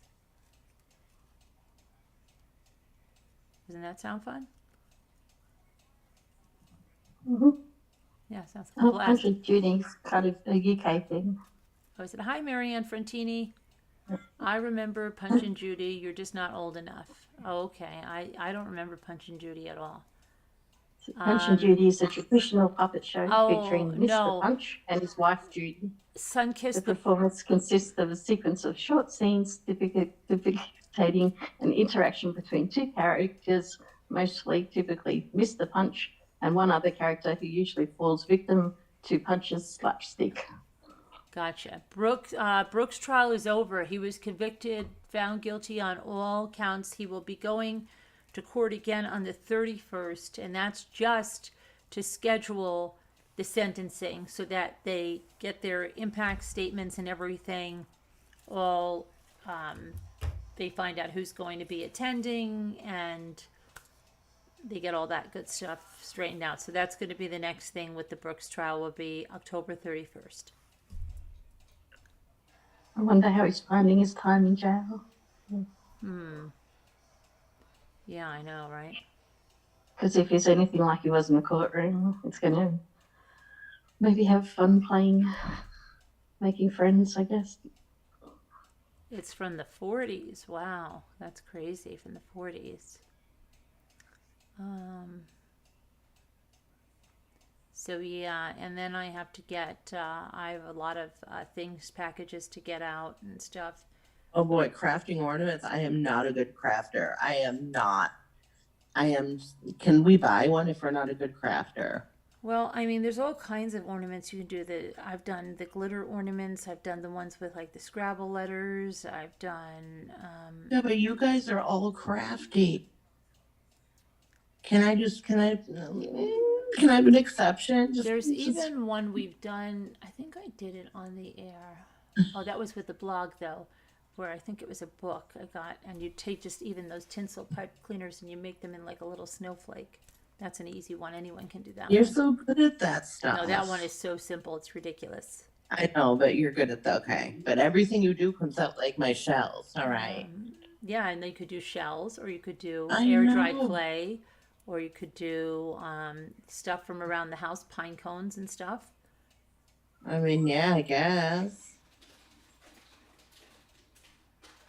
Sorry if you hear my TV. They're watching a scary movie.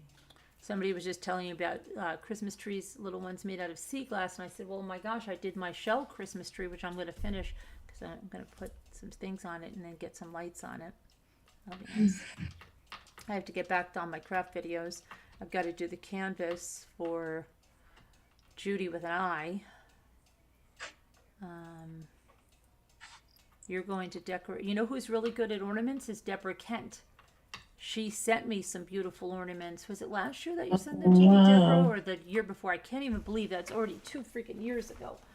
Oh, Well, I remember both times as if they were yesterday when my tree was. I can tell you by the directions where my tree was, because then the other time we put the tree down there. But I can remember both times, and it seemed like yesterday. But look, I'm wearing my Christmas shirt. You're right, but we don't even have Halloween yet. We I didn't know, have but I'm all ready. Thanksgiving. What about Thanksgiving? I know. Okay, I thought What do you there was more you- for the trial. Thank you. He's awful. That was the craziest trial, wasn't it? Yeah. Yeah. The Brooks trial she's talking about. Yeah, it was crazy. Oh, I know. It was insane. Waukesha's it's a crazy place, it seems. Waukesha, walk this way. You should say that. Just think of walk this way, Waukesha. Well, don't forget you have the Slender Man happened there, didn't it? That happened in Waukesha as well. Waukesha. Waukesha. No, I don't know why I'm thinking of Waukesha. Faith's graduate student says, "Hello, Mrs. Mike. Nice to meet you." Hello, Mrs. Mike. Nice to meet you. Mm-hmm. I've been tell you what I've been doing. I've been working hard on my getting ready for the Easter holidays. I'm doing my plaster chocolate rabbit. Almost done with that. I have wonder if another coat of work- paint on that, and I'll be good. And that's coming out nice. Has Rambling Recruiter been here? I haven't seen them in a while. I was don't thinking know. about them. Yeah. What else have I been working on? Oh yeah, some of my crystal trees that I've been doing. Oh, cool. Isn't that nice? I've been busy crafting away here. What else do I have? No Christmas till Thanksgiving. I agree. I mean, I love Christmas though. It feels like Christmas now. It's getting cold out. Stop it, Flo said. Stop it, cut it out, she said. Stop that. Okay. Just cut it out. Just stop it. The sea Well, glass she's are very pretty- interesting. And yeah, somebody was telling me about them. Sandy was actually telling me about them today. And I told her about my shell tree. And I'm going to go finish that and show that. And she was talking to me about some pine cone wreaths. But then I knew about them. Maybe you don't. If you take a pine cone and you like snip the tops of it, they look like succulents or they look like blooming flowers, and you can make wreaths and things with them. So, or you can put them in little planters, and there's lots of stuff to do with pine cones. And gosh knows I have pine cones. I forgot to tell you, my husband got me a succulent for my birthday. Oh, that's nice. I was in bed and I'm looking at it. I get to look at it every day. It's on my little lamp. Very nice. Very Yeah. nice. Very nice. Let me see now. What was I going to do?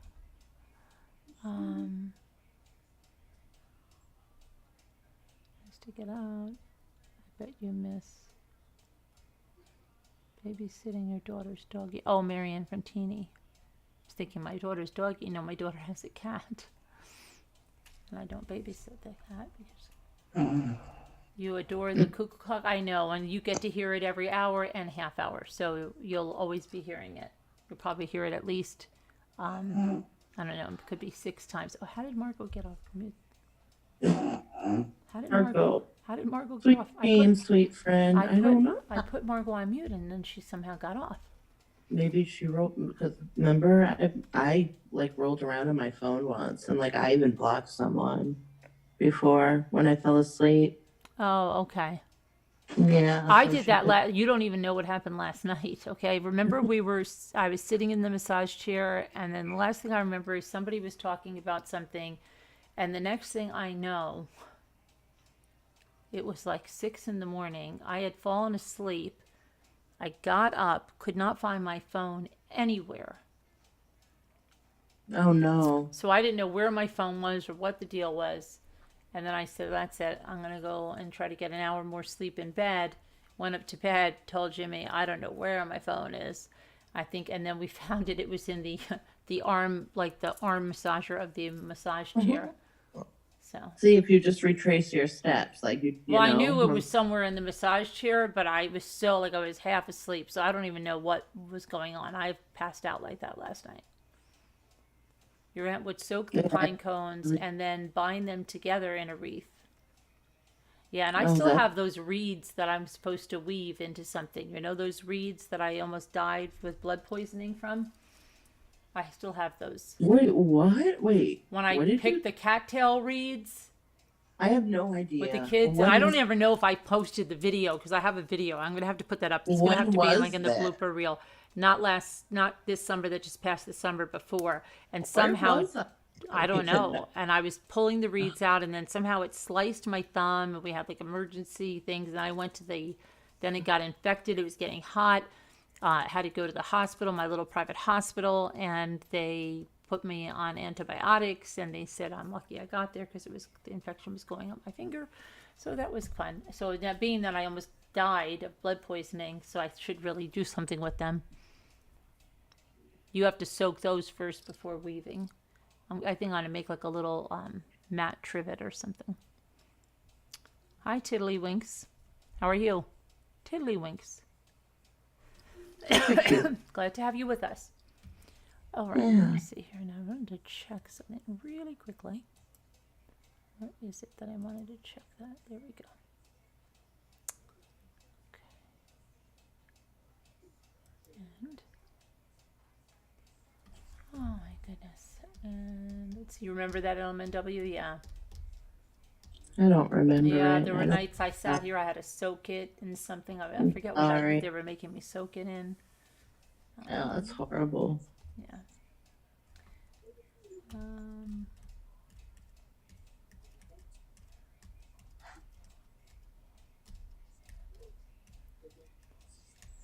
Marianne from Teeny. I think you need to keep the kitty. Good company. Let's look at vintage toys again. Vintage toys again. Yeah, you know what? Let me see. Vintage toys. Let's see what kind of vintage. I need to go shopping. You're gonna make me want to go. I can't anymore. If I have to stay home like this in this bed another week, Oh, I know. we'll end up having to stay like even longer. I just Patience, one day at a time. yeah. You're right. I know. I mean, imagine missing the sales after Christmas. Oh. Yeah, I know. I know. I feel sad though. I'm gonna miss Halloween and doing that. That's like really fun. Well, I told you they can put you as a hospital patient at the front of the door. Yeah, They can wheel you there in a wheelchair or something. I know, but I like to go with the kids trick or treating. I know. Trying to find some good stuff. I'm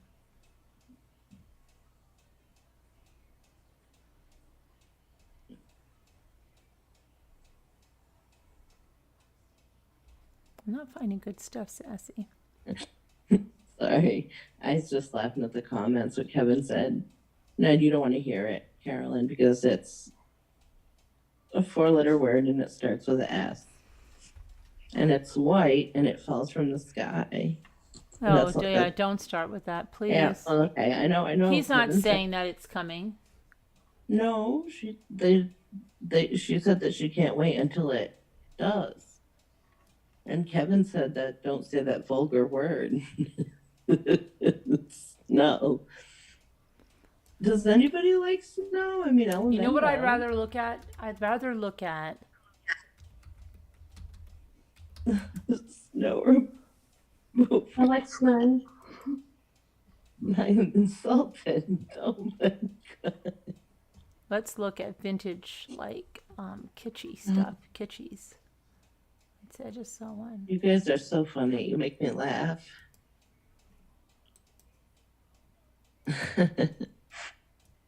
How about that? Look, Let's it has see. a little vintage kitchen. I had these little stoves like this. I can't believe it. They threw them out. Loads and I had the 3 pieces.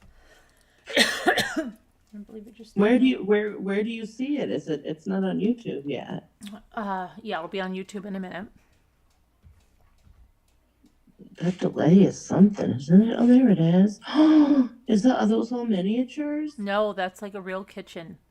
No, that is not a real It kitchen. really It looks is. It really is a real like, vintage no kitchen. way. It Are really, you serious? It really That's is. a stove. That's a real what Yeah, is that? it's a real vintage kitchen. Yeah. And look at this real vintage kitchen. That is really cool. That red. They call him Red. Red dead. Red head. No, what was that? Don't sit on that. That's oh gosh. I feel like I saw this kitchen before this one over here. It's in some House Hunters episode or something. This one. feel just like I know that kitchen. Oh my goodness. Really crazy. That floor looks like I would slip and I would break my other I'm hip. not crazy about that kitchen. Not crazy about that kitchen. That's a very dangerous situation with that floor. That is a lot of polyurethane. Something, right?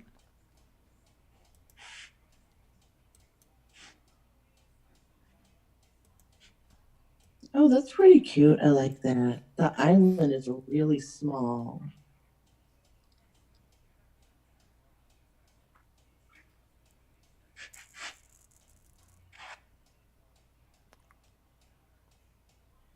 Let's see.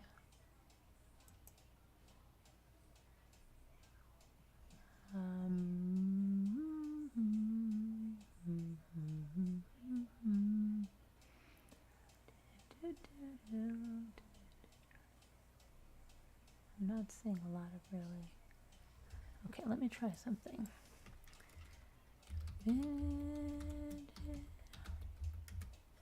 Let's try this.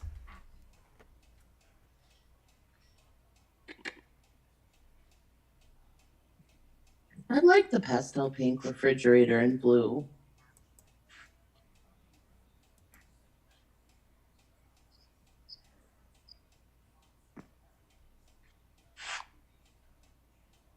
But there is a lot of stuff on that counter. You're right, Tiddlywinks, in that picture.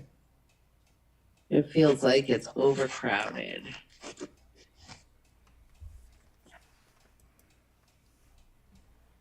Okay, how about, let's do something. Let's look at an old house. How about an old house for sale?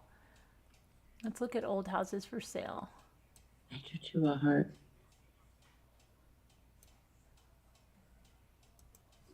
But they need to put their stuff away up. That house right there. Let's see. I'll tell you what this is. Okay.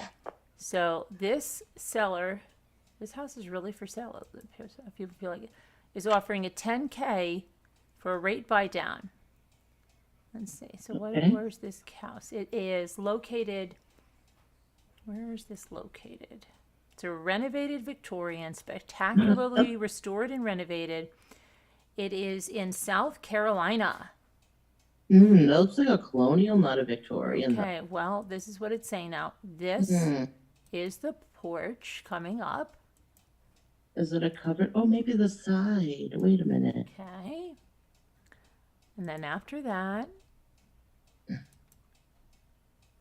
looks so cute. and then I'll get Hey, then Mike, then I'm do going to ask like you that house? after we look at this, I'm going to ask you how much do you think the house costs? And Mike, you pay attention because you flip houses, so you can tell us what you think the cost is, and no looking on Google. Hey, That's Carolyn, not how we play the game. Carolyn, Yeah. Tiddlywinks wants to know, what is a rate buy down? What is that? You said a It's mon- $10,000 rate buy down. Yeah, it's money that you can put towards the down payment. Now, let's go over here and look over here. We're playing a game, Tiddlywinks, okay? You're going to look at each picture if you want to play, and then How's you're the- going to try to guess The price? the price. And that's No, look it up. and it's No, and all I'm going to tell you is that it's in South Carolina, and then I'll give you some basic information about the house. But you are not allowed to look Okay. at Google, okay, at all. Otherwise, you cheat and you're what? disqualified from the game. Guess what? I'm good at this. I know I'm really good at it. I swear I'm not going to look anything up. I swear. Okay. Okay, let's go over here. Does it say how many square feet? I will tell you all that. Here's the kitchen. Let me get the other part of the kitchen. A rate buy down is going to let you lower interest points when you're getting a mortgage Okay. because you're doing more on the down payment. Here, now let's go over here. Open this one. Yeah, it'll lower your monthly payment too. It'll lower your interest rate, like Yeah, buying it down. I get Lower it. 10 Yeah. more thousand. Okay, where's this one now? Come on. Come on, hold on. I'm missing my next picture. It's not blowing up. Okay, here it is. So we saw that picture. I don't know why they're showing us a picture of the refrigerator. We don't need that picture. Okay. I have a good idea on the price. I mean, the kitchen is. No cheating, and don't put your price out. Don't let anybody know because they're just going to copy you. I'm not gonna. I'm not Okay, gonna. just want to make sure. No. Just don't let somebody just No. copy. On my phone's with my bed. I'm not even. I'm looking at chat. I'm not I touching do any. like the built-in bookcases. I do like this. Okay. Yeah, we'll get. We have to find all of this tiddlywink, size of land, all of that. Yeah. Of course. Yeah, calm down, Tiddlywinks. You're putting the cart before the horse. Just sit back. We'll get all your information. We've got to pet the horse first and Just- say our clothes. Take in what I'm showing you, and then we'll Right. get to the next thing. Don't jump ahead. Built-in bookcase, very spacious living room. Looks like it's separate from, all the kitchen. It's separate off to the side. Bedroom, Oh, I like this tile here. I've seen this tile before. I think I almost put that in one time. I don't know if I like the bedroom setup. If you can't put the bed anywhere else.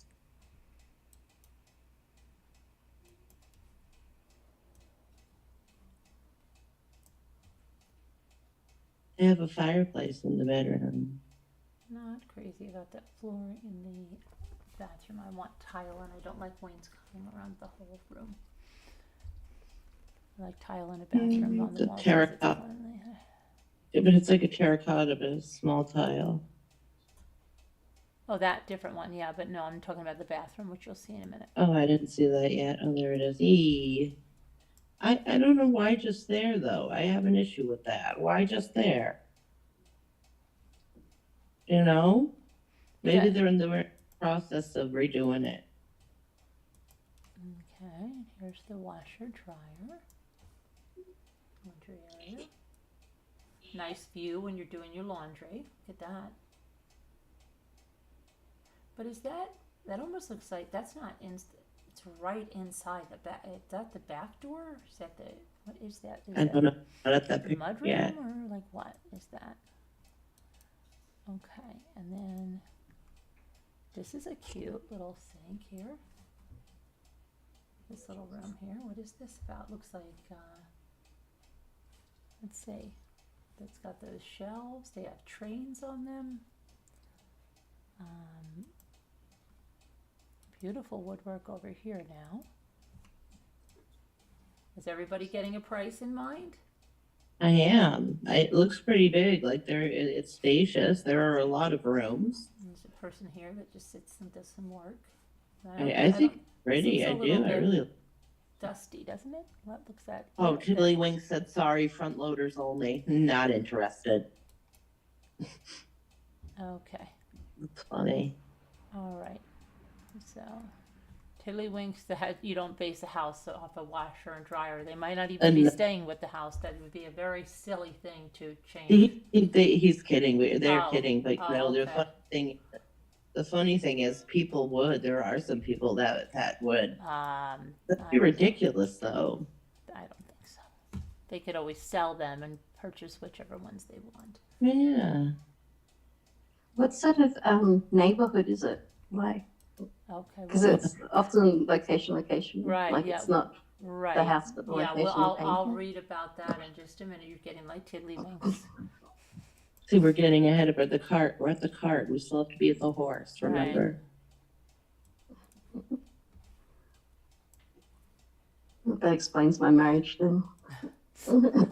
Right. You're impulsive. I should probably meet you, Mike, before we get married. All right, now let's see. Okay, that's that. Okay. Gotta get my cart and horse in order. The bathrooms are nicely Jeff in updated. Vancouver and said my horse bolted already.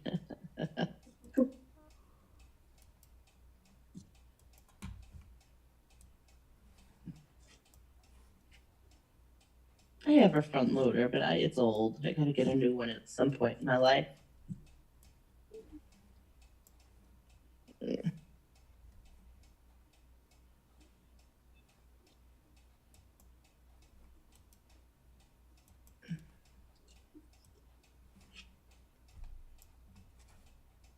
And then you have to read about it, Carolyn. Don't forget. I will, and I will. I definitely will not forget. It's coming to the Lee Wings. You have to stay tuned. So was it North or South Carolina? South. South. South.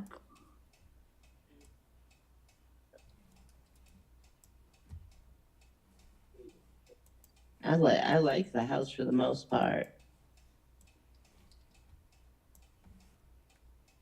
Okay, so here we go.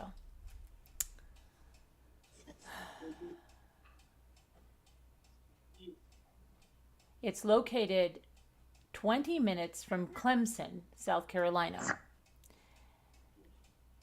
It has a Victorian wraparound front porch, and it's accentuated by a sidewalk-lined street amongst well-kept historical homes which add to the impressive curb appeal.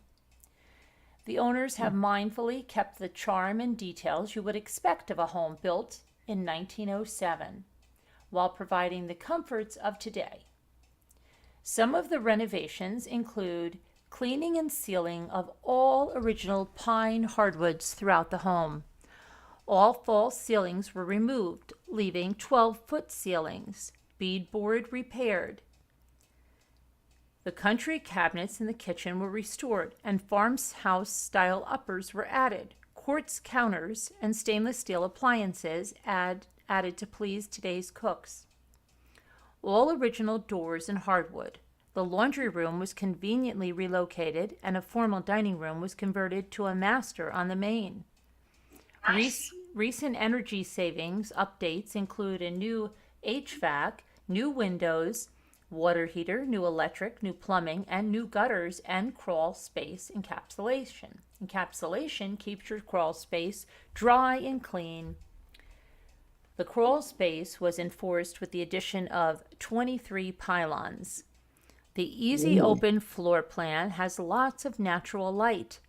Enter the grand foyer featuring a beautiful staircase. On the main level, there is a large, welcoming dining room with large windows and the original fireplace mantel. Some say the best room in this home is the living room.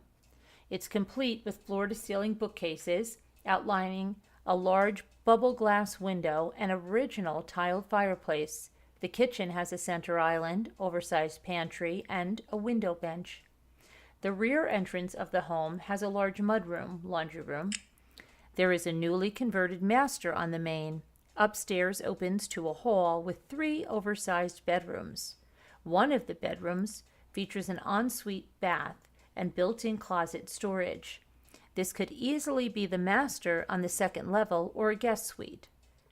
The 2 secondary bedrooms have their own Jack and Jill bath.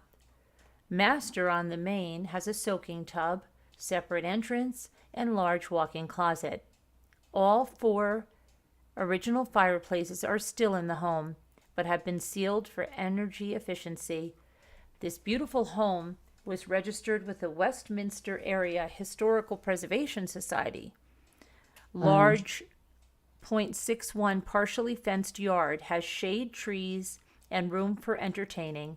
Westminster offers downtown festivals, a library, schools, parks, and bike trails, all within walking distance. Okay, so the property has 4 bedrooms, 3.5 baths. It's 0.61 of an acre. It was built in 1907, and the style is a folk Victorian. Now, And it does have a brown deck. Okay, we're Okay. just looking at that right now. It Now- does have a wrap. what do you think the price is? Now, don't anybody on the panel say anything. You can lock in your answer somewhere if you're afraid, but just Really? yeah, because then everybody's going to copy in the, in the chat. They're just going to copy. Okay, so what do you want us to put it in the chat? Well, yeah, you can put it in the chat as soon as we start to see some numbers go up. It has a new HVAC system flow on the go, so I would assume, yeah. Kevin That's says $650. Nicole says $239. Yes, ma'am. Biker's wife says $355 to $365. Flow on the go says $545. Ooh. Let's have a few more guesses. $225 for Deborah Van Couverton. $665 for Larky. $665 for Larky. So Get- so what kind of area is it in? Like it's a nice. It's a nice area, yes. A sidewalk lined street with historical homes, with festivals, a library, Okay. school system. Raina says 625. LMNW says 2 million. Heartmade Wise says 1.6 million. I don't think it's that high. I don't. Okay, you don't have to make fun of her guess, Nicole. Well, I'm not making fun of her. I'm guess. joking, Nicole. I mean, Mike, yeah. now look at Mike comes in with 750, and he's a house flipper, Mike. Tiddlywink says 455. That's reasonable. I mean, I don't know. Robbity Bob says a lot of money's been spent on it. Yeah. I Julie know. W says 850,000. Biker's Wife says not millions. It's in South Carolina, but not in a big city. Yeah, see, that's what I think. And then think Deborah comes in with the glass half full and says it needs work still. Cat's Got My Okay. Tongue says 380. Liza Ward says 489 G's. Okay, I'm going to tell you the price now. Okay. And anyone that made a guess 376 and above is a loser. Anybody wow. that made a guess of 375 and below is a loser. The Let's see. correct answer is 375.5. Oh, who was close? Who was close? 375. So that was half. Oh, did you put that in after she said it or no? I don't know. Yeah. Oh, 450. so close. So close. It's only been on the market 8 days. So Biker's Wife is what is the price? 375.5. So Biker's Wife was very close. She said 355 to 365, so 375. You were just off by 10K. I was off by 5. You were up by 5, yeah. You're in good company, Tiddlywinks. There were a lot of losers. Join the club. Yes. Well, I lost too. I think, That's because it is heritage listed. yes, it is a historical home. Yep, What? that's true. What is it? Yeah, because it's a historical home. What? Yeah, it's worth more. It's part of the historical Oh. stuff. Was- Yeah, Kevin I was gotta- thinking 350 to start, but was also thinking of the area. right. Okay. I guess anybody looking to buy this home? It's on the market 8 No, days. but Okay, we let's could look at. look at another. Let's play the game. You want to continue to play this game? Yes, we All want right. to definitely. But I Hang- want to. We hang should look on. at for the Grandler's house too. Yeah, we at some can. point. We will. But we're going to look at this right now.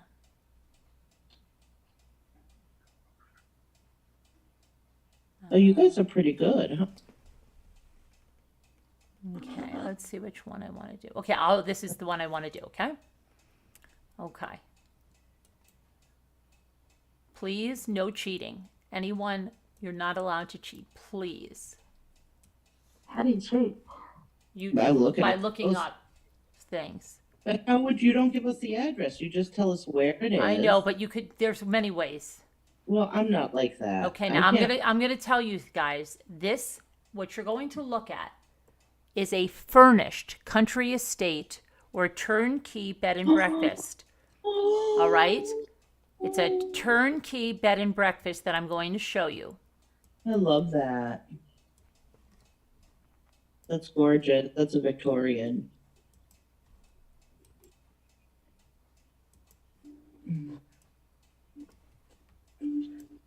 I would live in that house in a second. Now you can take a look at the neighborhood while we're looking at that photo. Ooh, It looks like it would have ghosts. Oh, I stop love with it. that. so great. I would totally buy that house. It's probably a very expensive home. Oh, yeah, I couldn't afford it.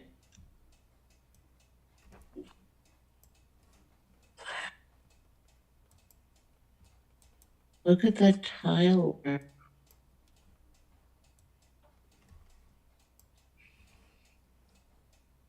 Yeah, that's Want to go inside? yes. Wow.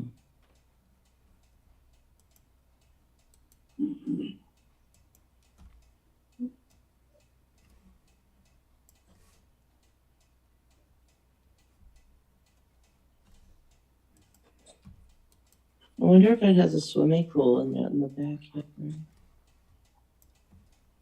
Fully furnished. Remember, you're getting this fully furnished when you figure in your pricing, please. Look at that. Oh, Was the other one fully finished? No. oh, look at that. Look at that. Look at the bedroom. It has a little ottoman you can sit on and everything. You get to keep all that stuff. You get to keep it all. Oh my goodness. Fully furnished. Turnkey bed and breakfast. But it's a Or, hotel. you know, You it have- doesn't have to be a bed or breakfast, but they're telling you that it can be it's operating now as a turnkey bed and breakfast if you'd like to continue that. I would run a bed and breakfast if I don't know though. That would be crazy. You basically do, Nicole. Yeah, I kinda do.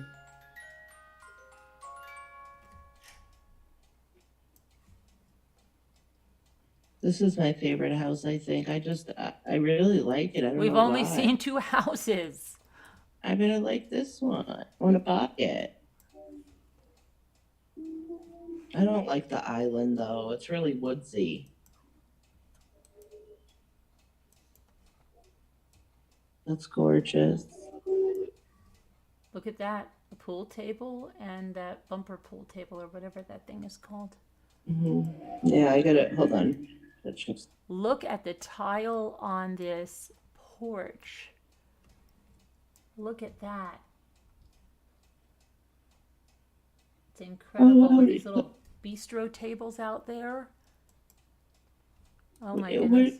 what are those tables? They're little bistro tables. And look at this view. This looks like when they came down from, almost like when they came on the ship from the Titanic, when they came down Yeah, the I would stairs. never be. The taxes on that would probably be insane. How Look, many there, bedrooms did it have? Okay, we're going to go through that now. look, there's 2 people sitting there. That picture. There are 5 bedrooms in here. Wow. It was built in the year 1913. Okay. It has 2.5 bathrooms, 5 bedrooms. And let's see. Over here, what else can we tell you about this? Now, about this bed and breakfast, so you would know what you would be going into an established business, whether it's for a quiet weekend, an elegant wedding, or something in between. This bed and breakfast is an architectural treasure. It's located in Mound City, Illinois. Okay.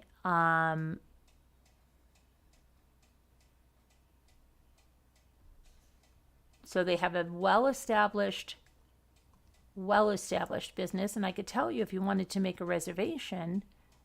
I don't know what it's a historic. The history of it, it was designed by the noted Chicago architect S.B. Prindle in 1910 for his honor, Judge Warner A. Wall and family. This imposing country residence here in the small, historic Civil War era town, where's High 61, of Mound City, Illinois, was completed in 1913 and remained under the stewardship of the Wall family, descendants into the early years of the 21st century. Situated atop what is rumored to be the remains of an ancient Native American temple mound echoing back to the Mississippian mound building period of approximately 1,000 years ago, today the house appears to stand on a low earthen pedestal, giving the appearance that it is slightly above and removed from the more modest dwelling places surrounding it. The spacious square block grounds surrounding the residence further enhance the sense of specialness, contributing to the distinctive atmosphere that has made the manor a noteworthy local and regional landmark. Of particular interest is the unique architectural style of the residence, incorporating classic revival, Victorian, and Romanesque elements blended into a pleasing architectural whole, including some mission-style interior details. The edifice affords a fascinating study for those interested in historic American architectural styles of that early period. Additional features of note include a basement level constructed entirely of reinforced concrete, a beautiful inlaid patterned tile floor for the spacious veranda, and what is believed to be the first indoor built-in vacuum system for a residence in southern Illinois. Okay. The Wall Manor, as it's known, welcomes visitors and guests who wish to experience this beautiful country residence, whether lounging back on the great veranda, enjoying a glass of fine wine, or listening to music in antique-filled parlors, or wishing to get away to a quiet setting that harks back to a slower-paced way of life, removed from the hustle of the world. The Wall Manor has something unique and memorable just for you. Okay, so lock your prices in, people. Lock your prices in. Oh, Fully furnished. Fully furnished. Remember. did they say why the people are selling it? No. Mm-mm. Turnkey business, people. What does that mean? Means it's already established. You're ready to go. You turn the key, and it's your business. Okay. But I don't understand. It had 5 bedrooms, but only 2.5 bathrooms, I think. Yes. Well, the bed and breakfast, they will share bathrooms. Ew. But it's a turnkey business, so it's in there aren't any Flow. I hope is flow. I hope you're not cheating, Flow. Flo has it right on the dot, $495K. She's not cheating. I know she's not. I hope not, Flo. That would be just quite a want- disappointment. Flo got it right on the nose. Oh my goodness, we should do this sometime and have prizes. Like I'd contribute to them. Flo got it. I think, how much was it? $495. Mm-hmm. Oh, 5 off again. Flo got it right on the nose. Flo. Nice. You would never cheat. No, absolutely would not. never. I You're know just you really wouldn't. good at this game. Mike is saying 475. Okay. Is anyone surprised here? You're a loser again, Biker's Wife. No, you're not a loser, Biker's Wife. Don't say that about You have a yourself. lot of company. At least you're consistent. Is anyone Nobody's a loser. is anyone surprised at the price? I don't know why it's so inexpensive. For that. Would anyone like to buy this place? Okay. Let's go on there and let me see here. We're going to go to the next. You want the next house? Mm-hmm. I wish it was on the beach. Okay. Well, we never know what's going to come up, okay? It could be lake too. It could be. Okay. I just thought that one was worth more because it was like brick and Mm-hmm. nicely kind of done. I know. With a full basement. Full of what? Dead bodies? I have a basement, but I don't think hopefully there's no bodies in the thing anyway. My house was built in 1870. Okay. Here's what we're going to do next. Oh, no, I don't want to do that one next.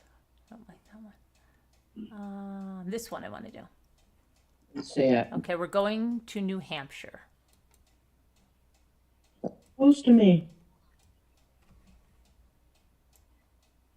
Okay. All right. Okay. This is a farmhouse, circa 1820, with 7 barns on 10 acres of lush wooded land with over 700 feet of road frontage. Restore this property and bring it back to the original prosperous farm, or you could subdivide and create new lots for sale. Restore one of the barns to make a dwelling. The possibilities are evident upon walking this level lot surrounded by mountains on all sides. At the back of the lot, there's an old dammed up pool that provides a cool place to dip your toes on those hot summer days or provide a watering hole for animals. Stone walls on the property mark the pathways of cattle, horses, and farm activity. Property is being sold as is. It needs a considerable amount of work. This is for you, Mike. This is for you. There is no central heat. Okay, let's take a look at this. This is a fixer-upper, guys, okay? Kind of looks like in the middle of nowhere. Get ready to do some work.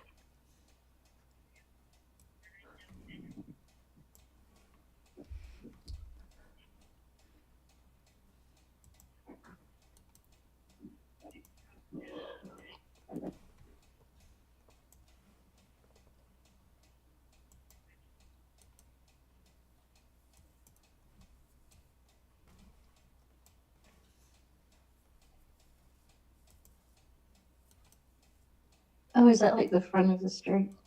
Mm-hmm. The other photo didn't look like there was a street. I will tell you, she's got some pretty red stuff right in here. It looks almost like what we saw in that vintage kitchen. Oh, stained glass windows.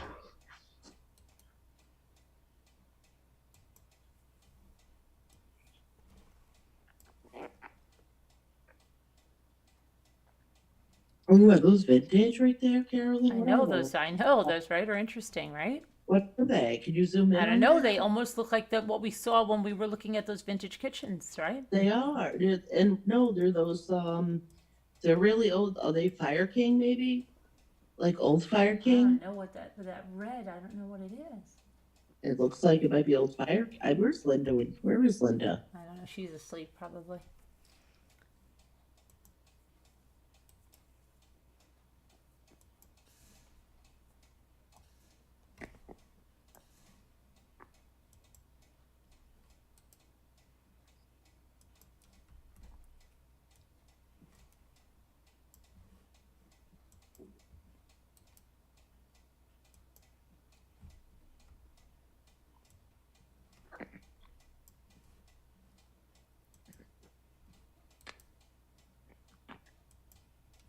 Oh my God, Kevin said, just for your information, Powerball Lotto is over 800 million, maybe, like possibly 900 million by drawing time.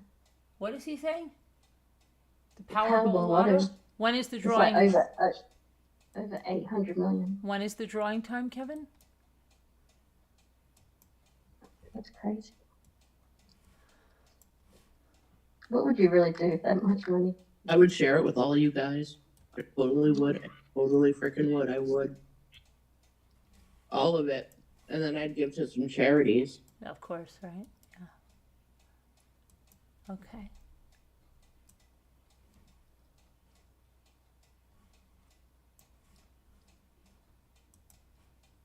Yeah, you definitely have a lot of new friends and family you didn't know This is about. this room is kind of odd.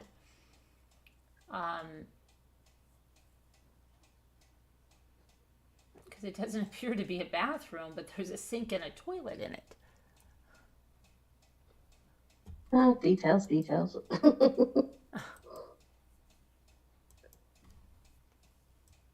That's really okay. I wouldn't be able to go to that toilet because it's a little bit too exposed. Like It is very exposed.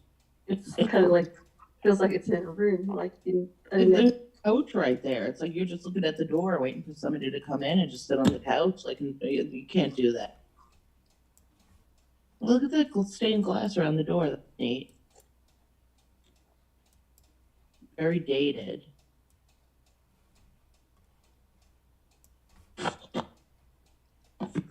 And did you tell us where this was located? I'm sorry. New Hampshire. New Hampshire. Okay, this is a big country house with a 10 barn.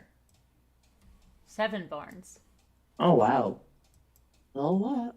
10 acres. Look at that lady on the wall. She's like, don't take my chair. Mm-mm.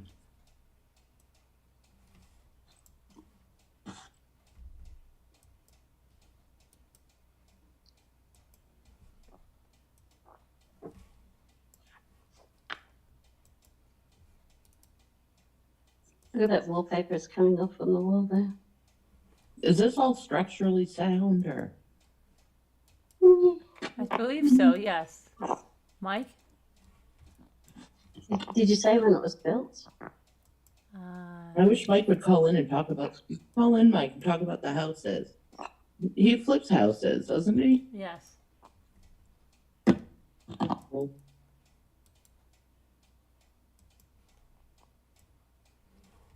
A lot of it is cosmetic, though. I mean, This is one of the barns that I'm going to put up there now.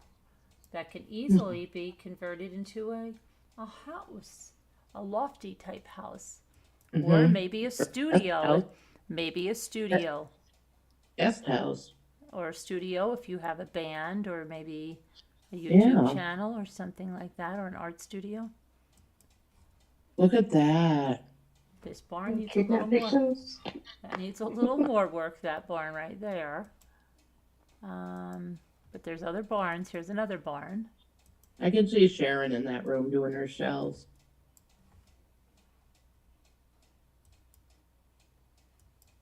Just have to put some flooring down. That barn's a little bit windowless.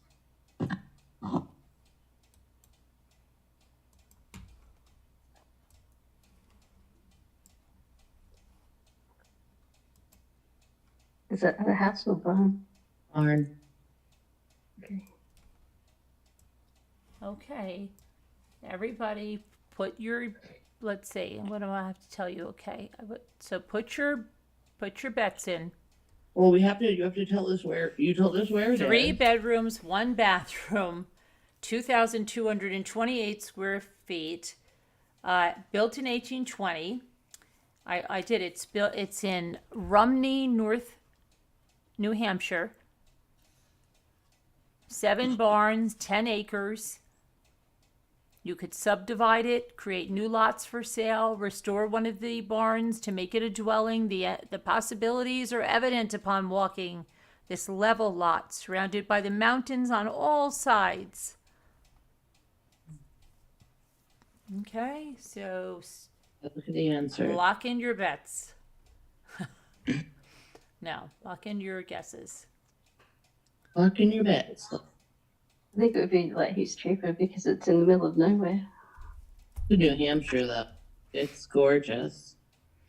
It's really close to everything. See, if you know the area, Massachusetts, New Hampshire, Connecticut, it's like New York. You I'm can just get looking at the picture and it just looks like it's in the middle of nowhere.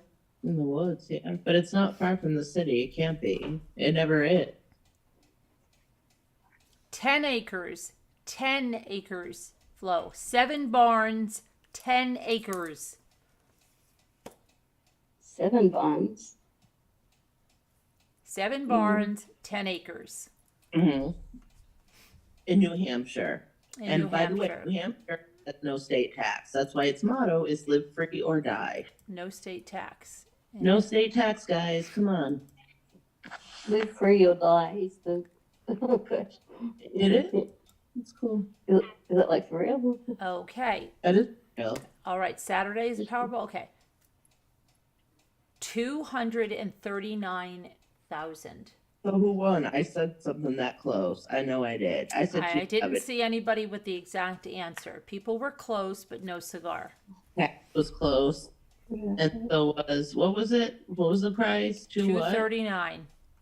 239. Cats is the Oh, closest. I've looked at 50. Oh, Barry Warren, 222. 222. Okay, Cats, you're still closer. My math is awful. That is worth 239 too much. Mm.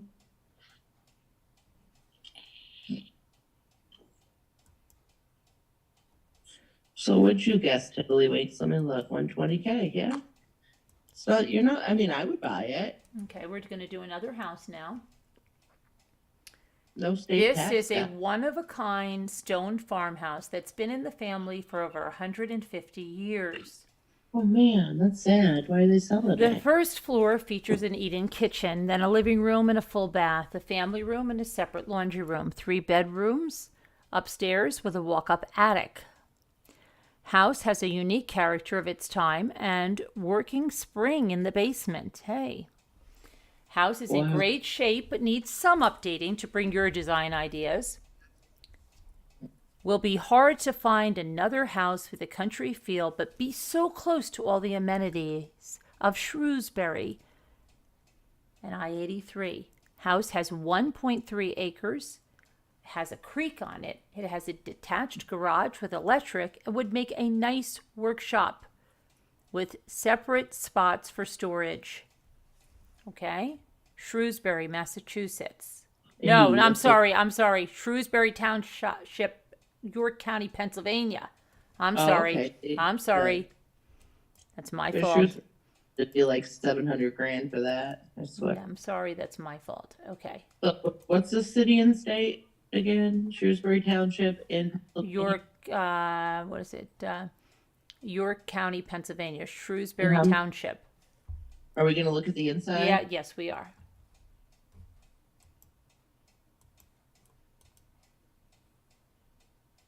So is that like an expensive kind of suburb? No, it's not. It's Pennsylvania. It shouldn't be too bad. Okay. It's cheaper than New Jersey, that's for Oh, sure. yeah. We gotta look and see it though. Eh.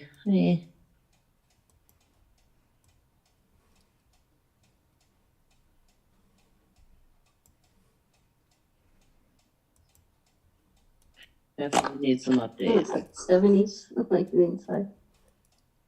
Yeah. 75. Is that like a window or something in the kitchen? I don't know. It's like a little countertop.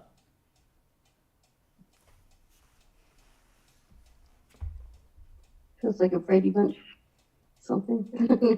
Kitchen. It's so 70s. Mm-hmm. Put all your vintage stuff out. Yeah. You change the countertops. I mean, it has potential.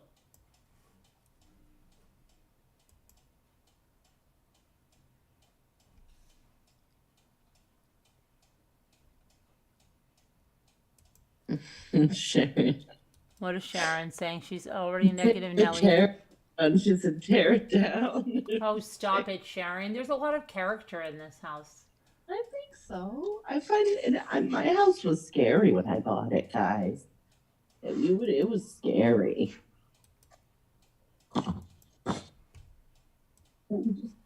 Here, show it up. Rugs have to go.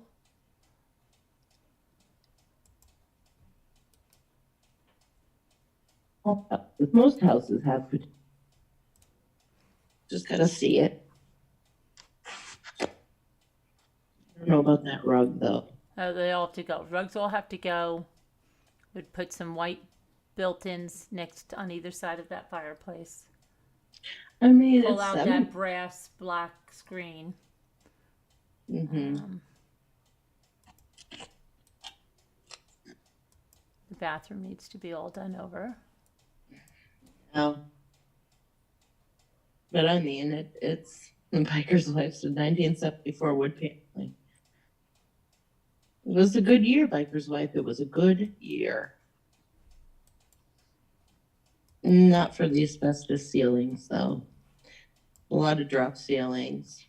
No, they're not always asbestos. Not like that. That can just be, they're almost like a sheetrock tile. Nicole. Wait, what? Those tiles, like right there, those are The not. green one. Those are not. Oh, which green ones? Which tiles are you talking You about? said 'Cause the asbestos tiles. These right here are not asbestos. Those are the white. They're almost like a Haven't you ever felt those? They're like, almost like a chipboard, almost like sheetrock, and the little lips on them are very fragile. Like if you bend them too much, they'll crack off. They're not asbestos. Oh yeah, I have those. I Those, hate it. I got yeah, but all redone. those are not asbestos. I know they're little tiny Oh, tiles. I thought you said asbestos tiles. No, so she was talking about a different picture. Oh, I don't know what you're talking I about. don't know which one.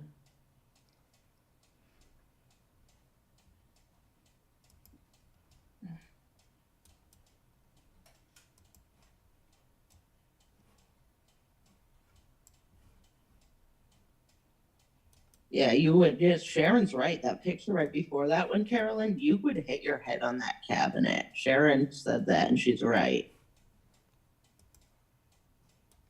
That's a danger. No windows up there at all.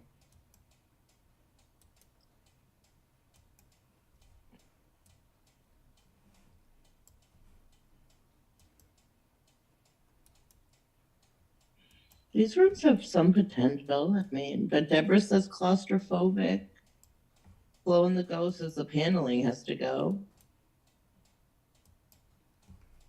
Deborah didn't like that there were no windows in the attic. Copper pipes, Biker's wife said, very likely. Knob and tube wiring, look guys. Copper pipes are good. Yeah, but isn't that all old now? Ooh, that's bad. That's really bad. That's really bad. Look at the ceiling. Oh, you're on different pictures than me. Oh. A lot of work it needs.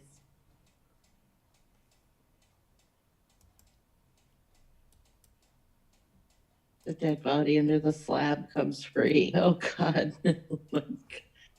Oh.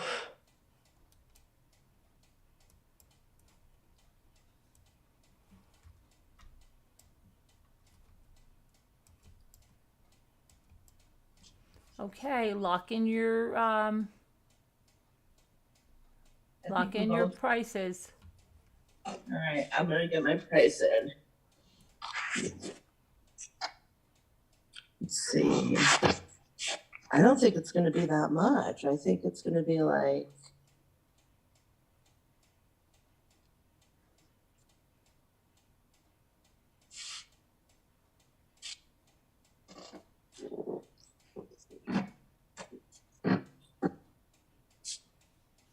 It seems like most houses are overpriced these days anyway.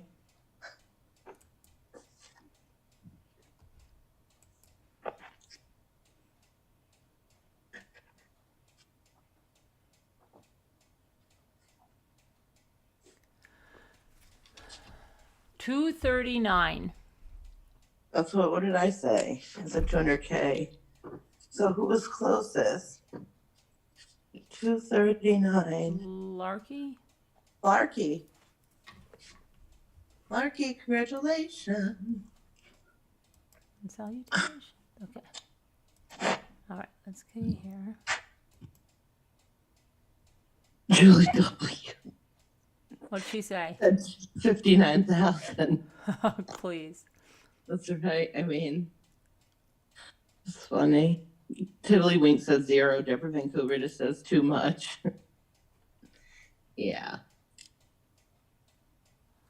Okay, let me see where this is. If it was 59,000, I would buy it. I mean, it has potential. If it was free, I would take it. If somebody was like, here's a house, I'd be like, okay. Biker's wife.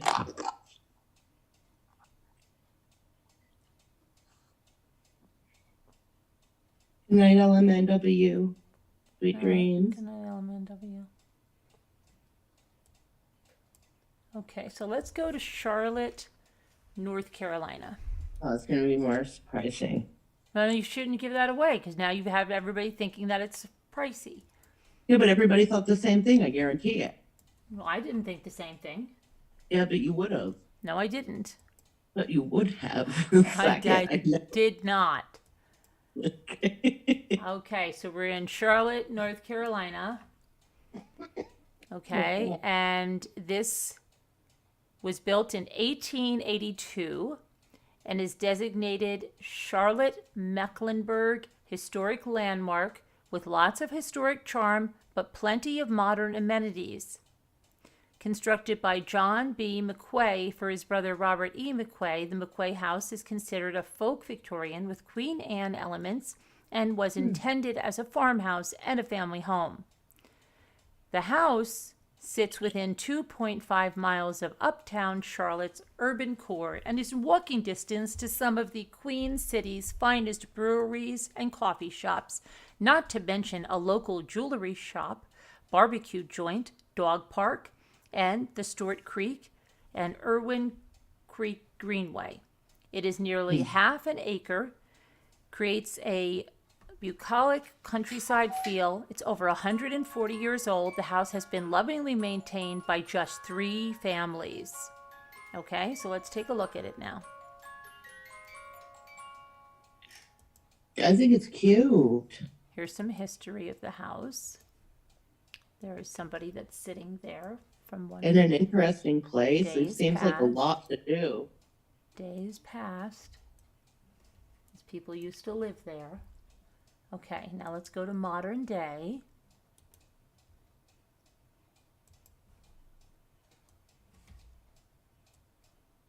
Oh. YouTube's a little behind. I'm just getting to the picture. The first one. Maybe your family lived there. Maybe those are people you know. Oh. Here's another picture from days past of the home. And here's the home now.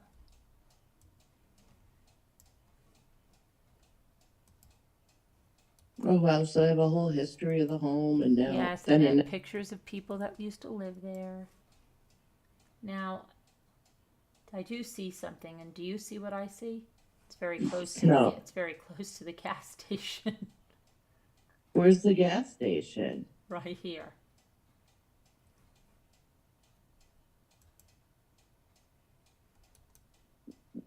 It's not too bad.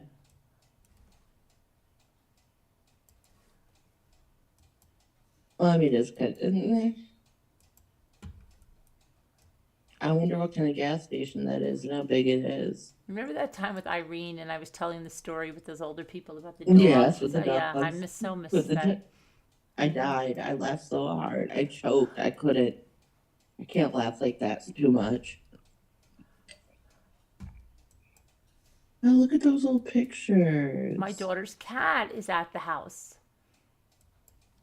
Look at how cool. This is really neat. And she's like, oh my God, you let the cat out again. Oh, wait. There's Auntie Sue on the mantle and Uncle Hank. Yeah. Oh.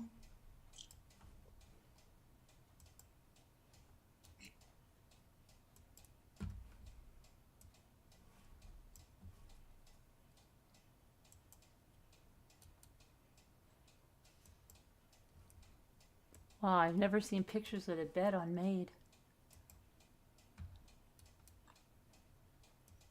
It seems like a lot of happy memories there, though. I've never seen pictures like toys all like usually they want you everything pristine. It's interesting how they're doing this, how they're staging it. Nice fire in the fireplace.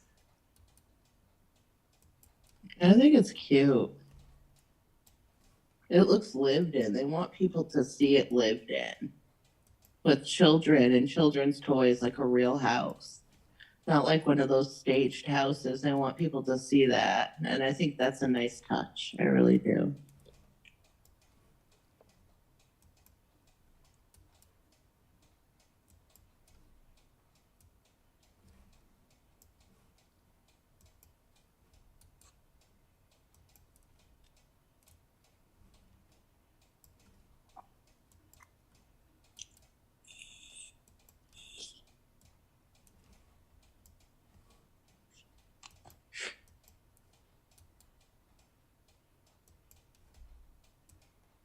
It's very modernized. Mm-hmm. And they did a good job with it. Look how high those ceilings are. It doesn't look like that from the outside. Mm-hmm. It's beautiful. Mike wants the first house you showed. I like this house. It's cute. Mike wants Yes, the big first. room. You still remember? Look, Yeah. look at the toilet. It's private. It's a private toilet, cats.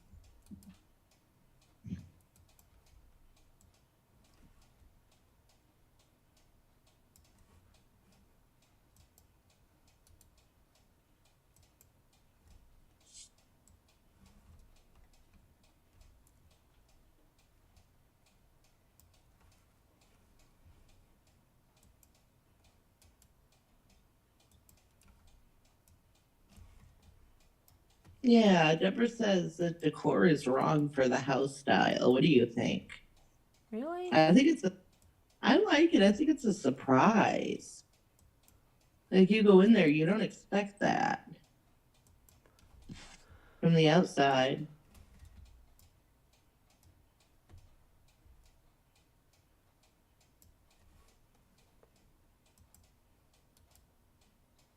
Deborah's really glass half full tonight, isn't she? No. And then Flo on the Go says, probably a noisy street next to a gas station.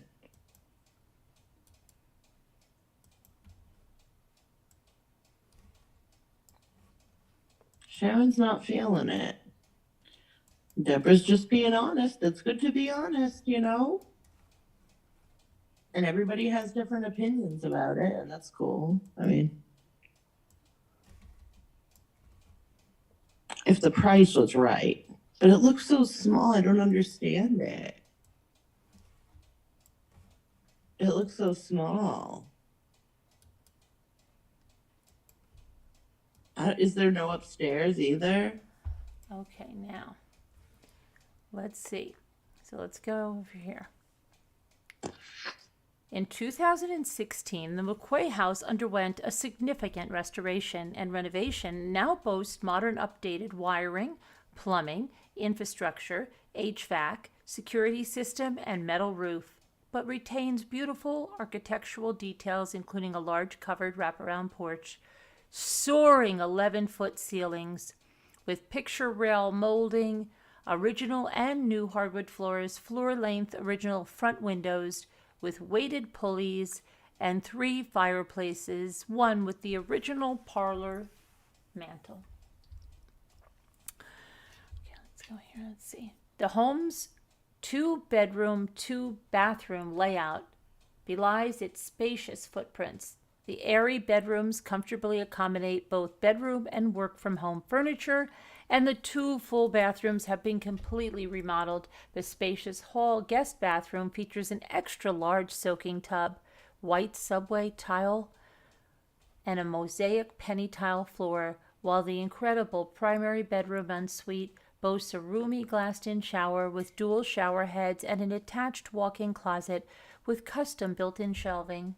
The lovely and luxurious kitchen was redone in a period complementary style by a furniture maker carpenter and includes a white fireclay farmhouse sink by Shaw's since 1897 and a KitchenAid gas range. I have a fireclay farmhouse sink. Adding to the McQuay's house's modern living appeal is a large windowed laundry room created from a former enclosed sleeping porch and conveniently located just off the kitchen. The green, flat front lawn of the McQuay house is punctuated by a hardy holly tree believed to be over 150 years old, with towering hardwoods including oak and black walnut. The home stays cool and comfortable in the Carolina summers without over-reliance on air conditioning, thanks to its high ceilings and mature shade canopy. The house sits back from the main road and is accessed by a gravel driveway complete with parking area and turnaround.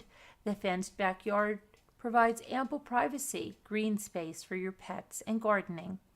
A stone patio for al fresco entertaining, a shed roof, and attached outbuilding offer storage for a grill and yard tools. Truly, the McQuay house offers the best of both urban and rural historic house living. Welcome home. Okay, put your prices in.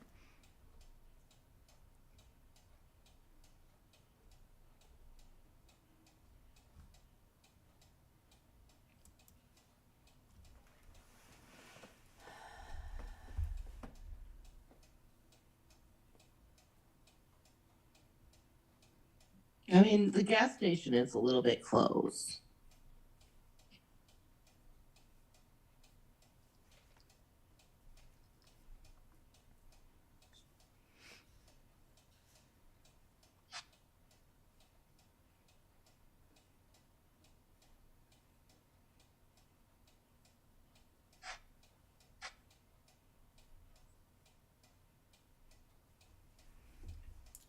Well, everybody's way, a lot of you are, well, I don't know, everybody, let me see. I think all of you are way under.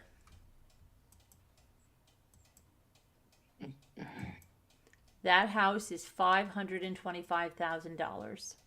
I had 470K. Yeah, you were the closest. Sharon won. Wait a minute, Sharon was the closest. What's the price on it? I don't know. We're gonna Hey, go. look, We're gonna Sharon's- go. We're going to Rhode Island now. I'm sorry. Oh gosh. 525. We're going to Rhode Island now. Let's see what that's Buckle gonna up. be. Let's go. I'll put my seatbelt on. This is a rare opportunity to own an historic gem. One of the most distinctive homes in all of Bristol. The first time being offered for sale in over 25 years. Ferncliff, Thomas Peck, James J. Tobin House, circa 1761. The ground floor consists of a grand entry hall, a charming study, a formal living and dining room, bright kitchen that is open to the family room, a mud room, half bath, and laundry. The second and third floor contain ample bedroom space, 2 spacious bathrooms, and bonus space with many possibilities. Tobin's daughter named the house for the plants that lined the waterside cliff, as the property originally stretched down the, I'm going to always get this wrong. What's that beach that has the N-A-R-R? Narragansett Bay. The home is filled with character and evolved from a simple farmhouse in 1760 to its current glory, with Victorian designs and add-ons, most notably the mid-Victorian flaring bracketed roof, the corner pilasters, a bracketed front entrance, and a 2-story bay window. Late Victorian additions include the 3-story tower and a full-width front porch with strapwork. The exterior stops visually at 1890, and the interior represents the continuation of its evolution, showing elements including the 3-story tower. I see several different architectural periods. The home is ready for its new owners to continue this evolution. All this grandeur is situated on a large corner lot with a horseshoe driveway, a lovely patio, mature perennial gardens located in historic Bristol, Rhode Island, home to the longest running 4th of July parade in our nation's history. Easy access to Newport, Providence, and Boston. Okay, so we're going to look at this house now. Are you ready to go inside? Yeah, yeah. You don't really like it already? I love it so much. Oh, you love it so much. You were like, not so much. That's gorgeous.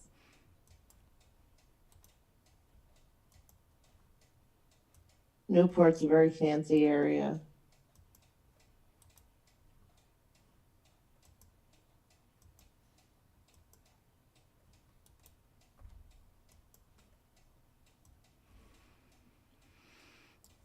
Wow.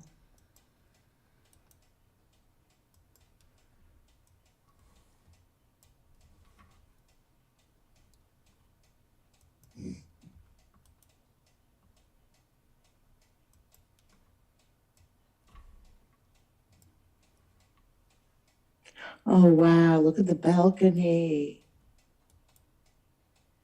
Oh, my. A few things I'm not impressed with. This is like what, like a solder bookcase and what should be like a doorway. They could have done like a built-in custom white. I'm not getting this white and then the brown. This is not liking. I'm not liking this. And I definitely don't like this. This is, what is this? You have this historic house and you have like what? This like solder computer thing. And I know it's not. It's probably, this one is probably real oak, but it's like too modernistic. It's from the 1980s in here. No, no, no, no, no. That doesn't fit at all.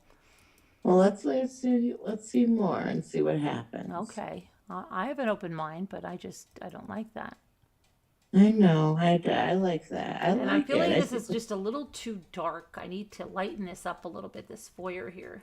It's too dark. I know, but the built-ins, I don't know if those are built-ins or what. I don't know. It looks like they shoved like a solder bookcase into the doorway. Okay, this is the living room is better, lighter. You can breathe a little better there.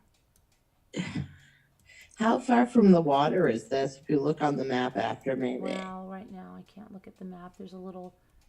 Here, Scooter sits in this and rocks her little baby doll.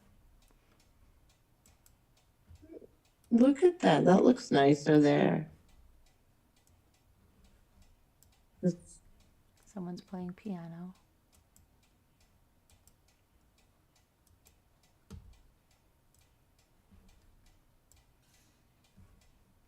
I don't know if I like their choice of decor, but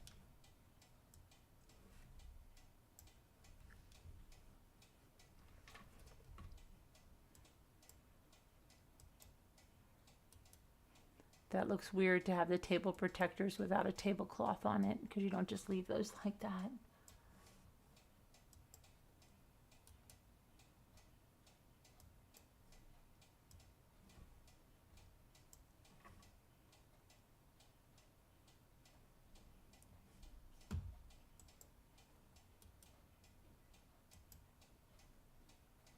they should at least have a nice runner on there and a centerpiece.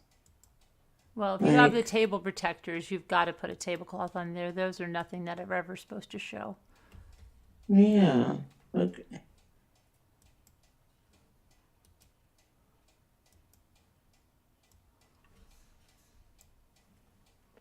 I don't know. I mean, the kitchen, Very small. yeah. Cabinets look like they've seen better days. Well, Ones on there's a lot of cabinets But the there. ones on the sink don't look like they even close. Look at them. Where? On the kitchen. Under the Oh. sink.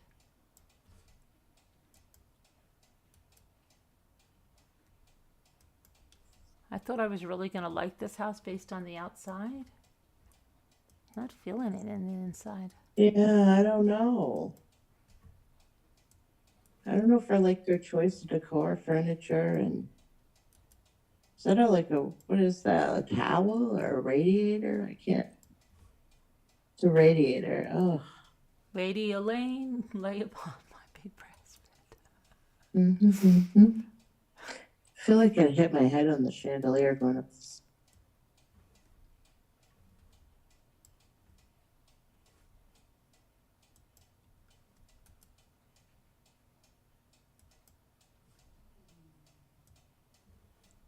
I don't know. I think the ceilings are too low or something. I have no idea. It's just weird. Lady Elaine. Oh, look The at the setup is really. There's a nice dollhouse.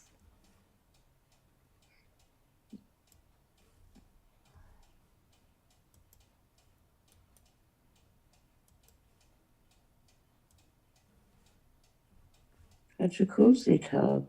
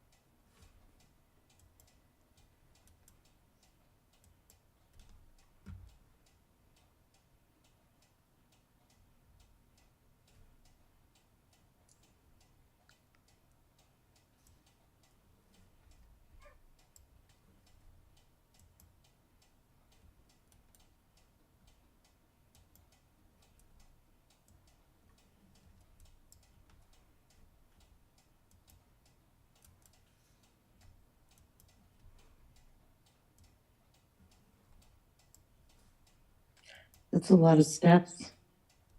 Well, that's up to the third floor. That's your third floor attic. We didn't even see that yet. Oh, wow. Oh, here's a bed like in Willy Wonka and the Chocolate Factory. Grandpa Joe. Oh, go Grandpa Joe.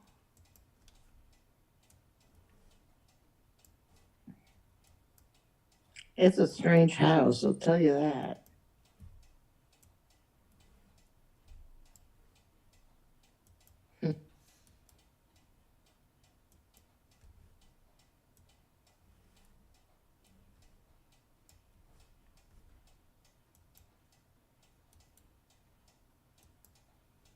It definitely is different. So we put our price. Okay, lock in your bets. Your bets. It's not gonna be cheap either.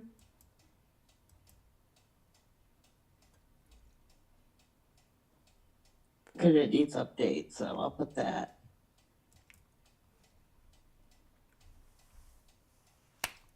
Sharon's already thrown in the towel. She's a quitter. Sharon's a quitter. Which, Too much work, she said. She's a quitter. yeah, but how much is the house selling for? You just have to guess. There she says. Yeah. Kevin and Sharon are both way up there and so slow and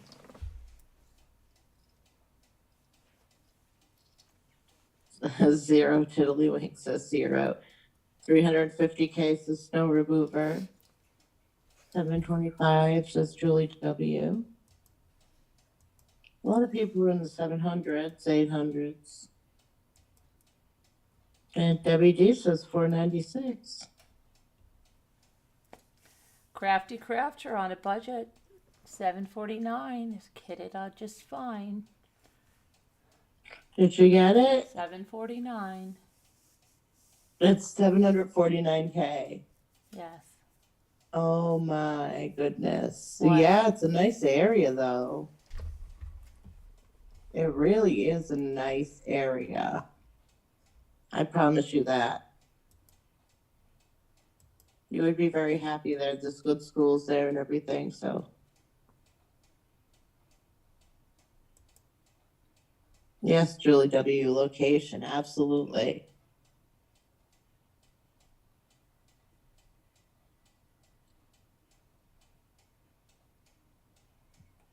Tiddlywinks, I prefer to live in my treehouse with Robin.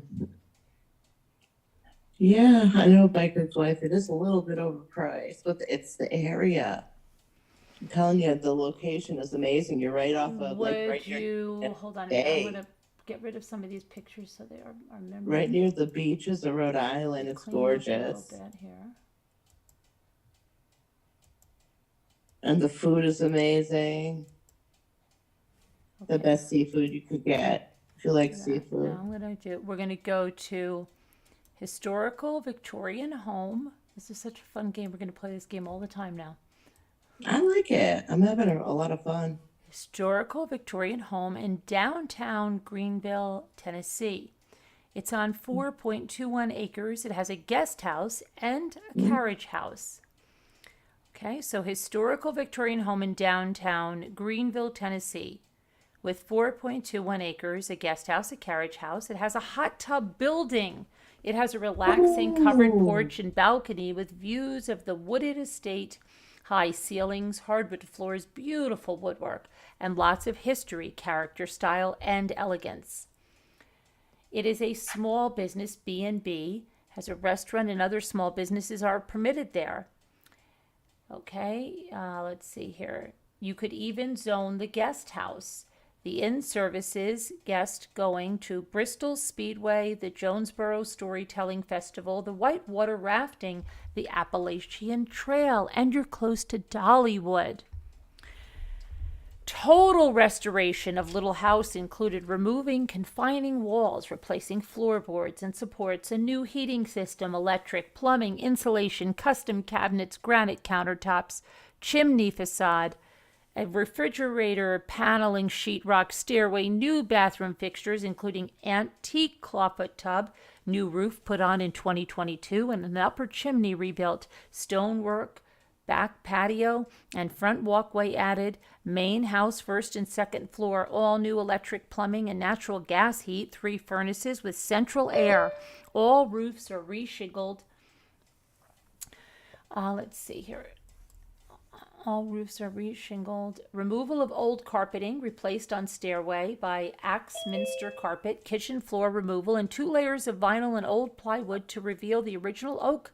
Original kitchen fireplace revealed in removal of an added wall which blocked the kitchen window. Kitchen fireplace was rebuilt and now has a stainless line flue and it's wood burning. New custom kitchen cabinets installed in 2021. All the walls are papered and painted. There remain 11 of 12 original fireplaces. One in the tower bedroom was closed off in the 1930s for a furnace vent. Mantles repainted, tile surrounds restored, 2 wood and glass over mantles, and 2 fireplace mirrors added. Dining room gas logs, living room enamel gas stove, both added by current owners. Leaded windows added to solid doors throughout the house to allow light. Artist hand engraved glass panels of birds and flowers installed in 2 downstairs entrance doors to increase the light. The back laundry porch completely reconstructed with antique windows in 2021. Downstairs side porch glassed in with antique windows. Upstairs wraparound porch completely reconstructed in 2020. New roofing on all porches in 2021 with gutters and gutter guards. 2 original bathrooms, gutted and tile walls and floors added. Original oversized clawfoot tub kept in the downstairs bath. 2 more clawfoot tubs put into the second floor bath. And newly added bath on the 3rd floor. 2 shower baths added to the 2 bedrooms on the 2nd floor. 3rd floor. Stairs to the 3rd floor were relocated and rebuilt with original newel post and replicated decorative fretwork. New carpet.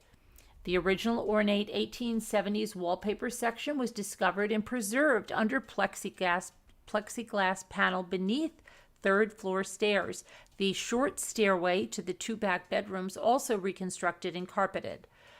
3rd floor finished with new poplar wood flooring, decorative banisters, new sheetrock walls, and glass atrium of antique doors and windows built around an access entry. 2 glass skylights replaced 2 old wood vents. Dark room off newly added full bath, which has walls of antique stained glass windows. Completion of the 3rd floor created additional 900 square feet of living space. The backyard has the original root cellar, which was reconstructed for safety and appearance and is now a landscape feature. Small pump house for a 238-foot well dug in 2010 with a filtration system. When testing, water showed some contaminants, needs retesting. The greenhouse with adjoining doghouse and lot added in 2016. Storage addition to an old garage added in 2017. The hot tub gazebo added with a stone walkway in 2019. The front yard, there was a pond added in 2012. There's an electric yard light added in 2012. Metal fencing and gates in 2015. Various flowers and trees added, hydrangeas, azaleas, weeping cherry, and crepe myrtle. Apple trees, blueberry bushes, North Star cherry tree for pies. It goes on to a big history, but let's get inside, right? 7 bedrooms, 5 bathrooms. 4.21 acres. Keep that in mind, people, okay?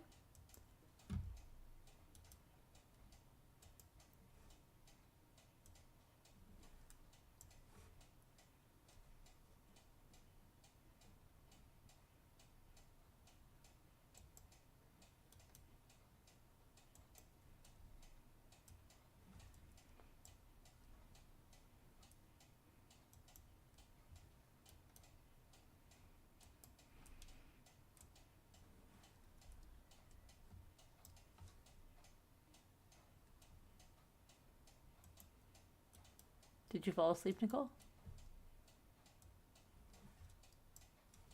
No, I'm getting snacks. Oh, that's what I was going to go get. Yeah. Sorry. That's gorgeous. I really like that house. Really, really like it. Look at the pocket doors, Carolyn. Look at the pocket doors on the left. Those are beautiful. They kept the pocket doors. Oh, look at the ceiling. I love it. That's got to be a mill. Easy a mill. I agree with you. What is it? Crappy Crafter said it, yes. I agree. Erin doesn't like it. She says it's very cluttered. Let's see. Sorry. I like it. I'm eating that snickerdoodle Oreo. And no. Good though. Sharon, is there a reason you have to be so negative all the time?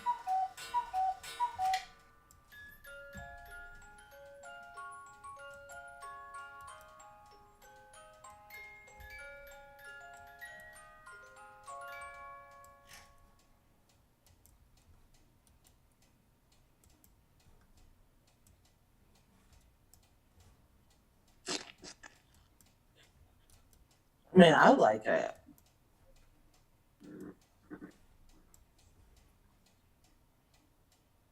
That's very odd with 2 wall ovens in the island. That is, I've never seen anything like that in my life, but okay. What is it? Wait, what? But Kathy, I was gonna say, but Sharon will like the cat tea kettle on the over there. Oh, yeah. Why are there ovens like that? I don't know. Maybe it was like a working, maybe it was like a it house is. It's a bed and breakfast. Remember that this is a bed and breakfast. Yes, it's a bed and breakfast. Look at that stove, that old stove. That's cool.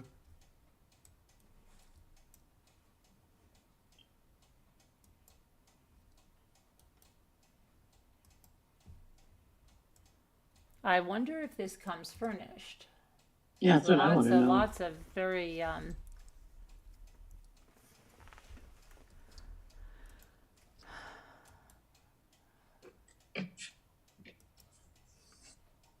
Sorry, I think I'm chewing. Let me mute, but it's beautiful. I like it.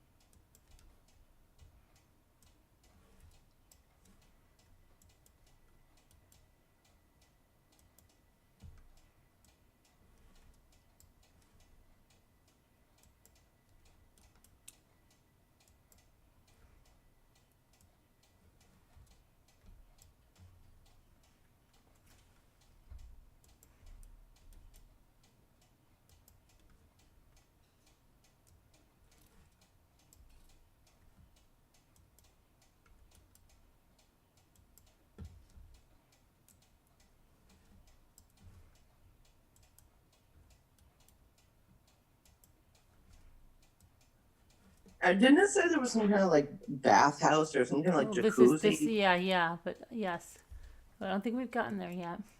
Oh my goodness, I can't wait to see that. Okay, Crafty Crafter calls the room with that natural light. That's her room.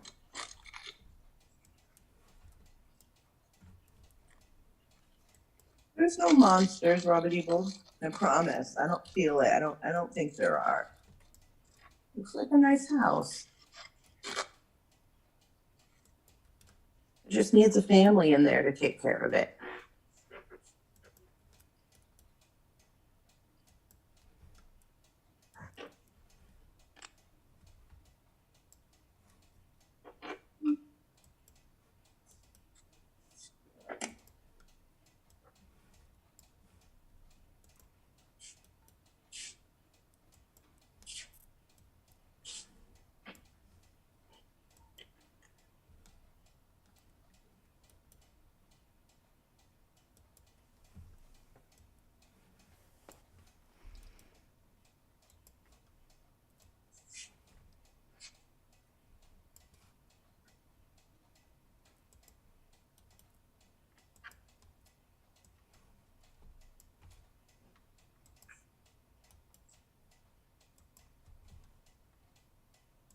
What is that?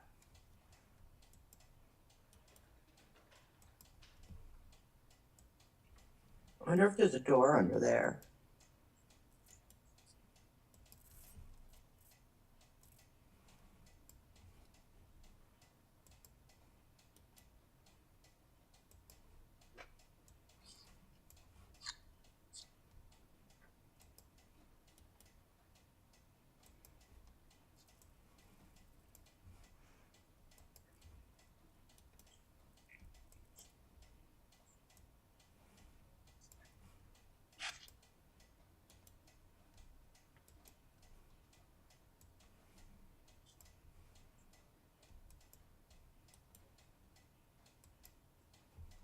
Oh, wow. That's kind of cool.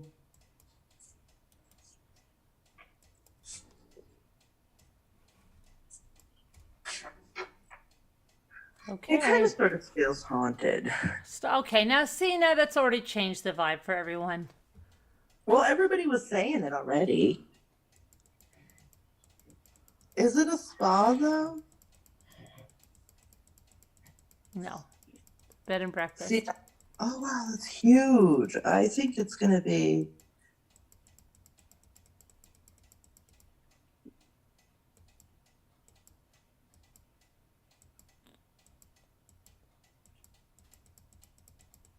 I like it. Put your bets in. Put your bets in, put your bets in.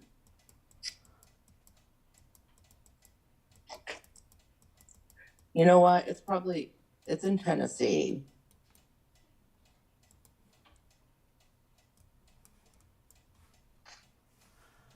I think they're all probably pretty.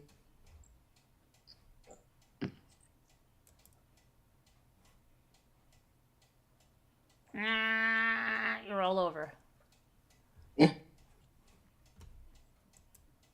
Except for Crafty Crafter on a budget. You're all over?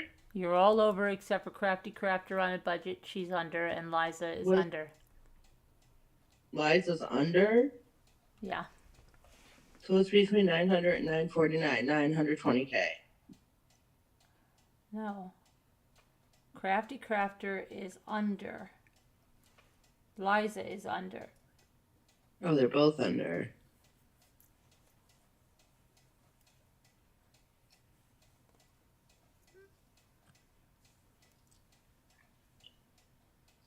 No. You guys don't have it yet.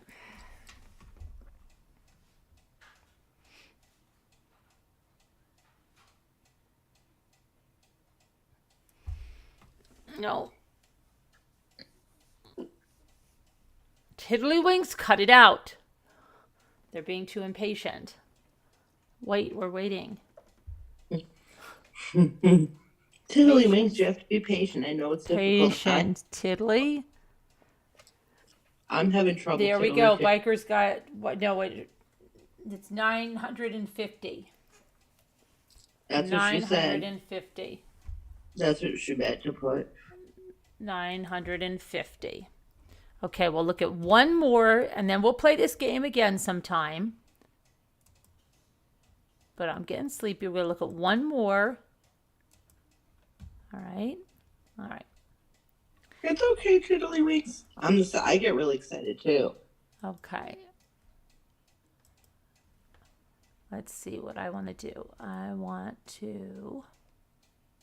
We could go anywhere on the map. Just click.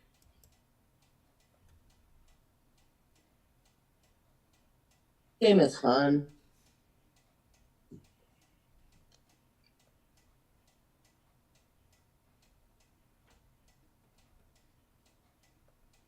Trying to figure out where I want to go. Okay, let's go to. Wait, Carolyn. Before we go, real quick. Biker's wife once says, "Wait, Carolyn, make it fair. Wait." Ask her to look up in Australia. Make it fair. Oh no, I can't. I can't on this one because I have a special place where we're going. Like I have a special place that's set up for this game. I have to find a site to do that game. Can we set it up so we can get Australia in there? Yeah, but these don't have Australia. I don't know how you would do that. Look up real estate in Australia. Yeah, I'll look. I'll look around, okay? Biker's wife, I promise. Australia. I'm gonna find a place for I'm trying to find a really special one for right now. There's so many I'd love to go in there for, but I know that we're gonna play this game again. Does she care where in Australia? Like, okay, I found one where we're gonna go. This is gonna be fun. Where are we going? Okay, we are going into Okay, Biker's wife, we're gonna work on it. a Kentucky haven, a 1907 Sears and Roebuck Victorian farmhouse surrounded by miles of horse trails. Wow. Okay. Find respite from the hustle in this eastern Kentucky haven with all the personal and business possibilities. This turn of the century Victorian style farmhouse has been meticulously updated and can be used as a residence, bed and breakfast, a wedding venue, or any combination thereof. The home addition provides an incredible entertaining space that could serve many different businesses. The property boasts a 6-bay garage with an office, or it could be used as an in-law suite, and a huge pantry that could serve a farm-to-table wedding venue or could house a car enthusiast collection with space to spare. The location of this home gives unparalleled access to miles of horse trails and is uniquely intertwined with the gated endurance horse history of the region. An equine enthusiast dream. Overlook your horses from the comfort of your sunroom or patio with your morning coffee. Additional electric and sewer hookups are available that could serve the equine-themed Airbnb, short-term rental, or friends visiting the trails. Additional acreage is available in the midst of the Smoky Valley Horse Farm facilities. The locale is already known and loved by many. Book your showing to envision your farm life today, people. Okay. Let's get into this one. This was a house that was originally from the Sears catalog.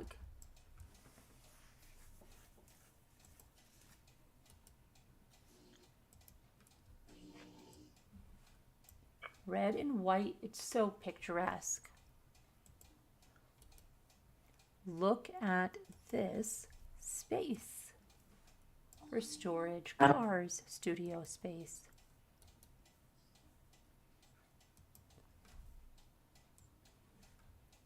Look at that, beautiful. Let's go inside.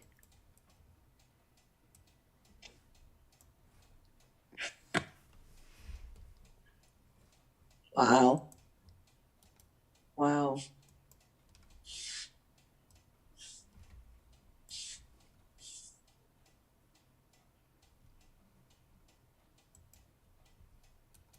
Oh my goodness. Wow. Okay, so I think we're kind of mostly in agreement right now. What? That is really cool. Like all of us in chat, all of us chat people right now. Are liking this one? Because then every time we play this game, at the end of the game, when we're done looking at the houses for that night, you're going to have to put what was your favorite house. This one, oh my God, hands down. This one is so cool. I agree. Look, when I win the lotto, I will buy that house. That's what Biker's wife said. She likes this house too? Yeah, everybody does. Oh. Very nice. Says Deborah Vancouverden. I like this one. Even Deborah Vancouverden. Even Deborah Vancouverden. Tiddlywink says I feel like I'm on mushrooms. That's okay. Everybody's different, but it is interesting. Sunkissed even loves it. She just said.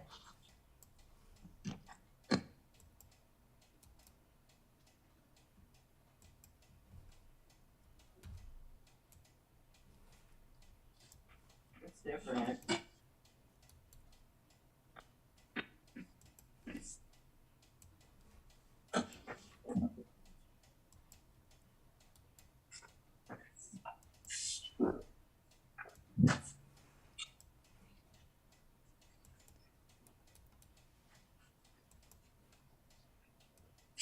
Wow. So much space and just it's pretty. Pretty. That wallpaper is interesting. I don't know about that. It's different.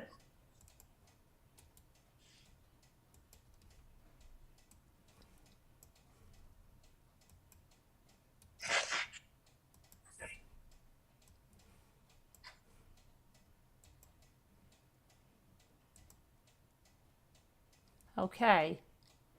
Time to lock in your guesses.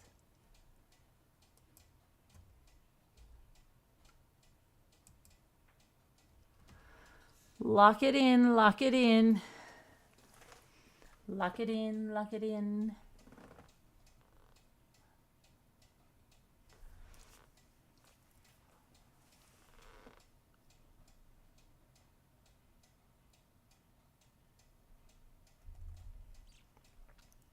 Lock it in, lock it in. Hi, Alibi.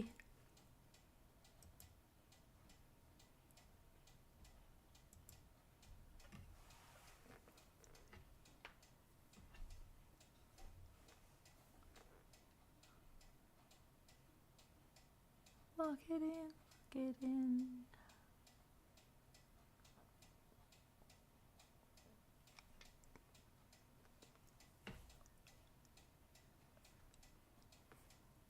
Hi, Mary Warren.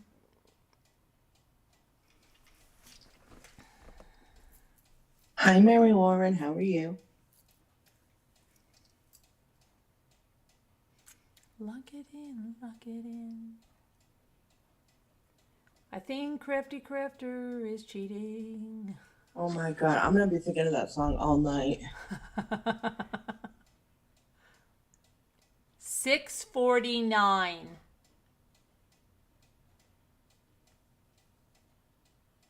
649 is the answer. What did I put? I put 300,000. Did you? At 649? Yeah. Wow. Oh, let me see. Let me see. In Kentucky? Yes, in Kentucky, darling. Oh.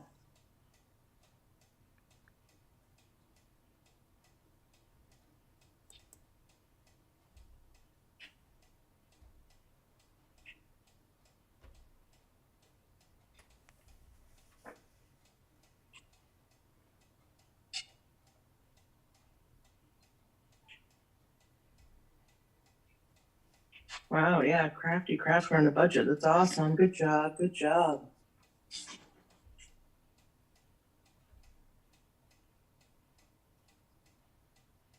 You're close. Very, very close.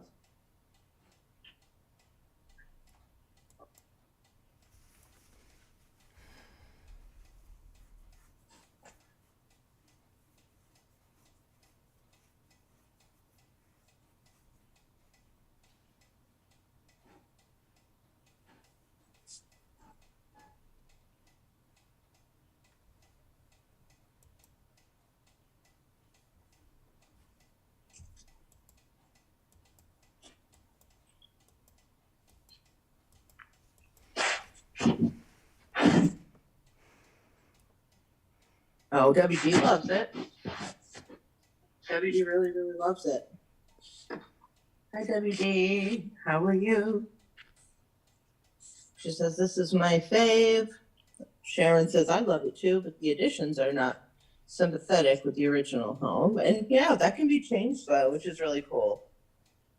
You can change some of it, but some of it's really awesome. You have to admit, some of it is really awesome.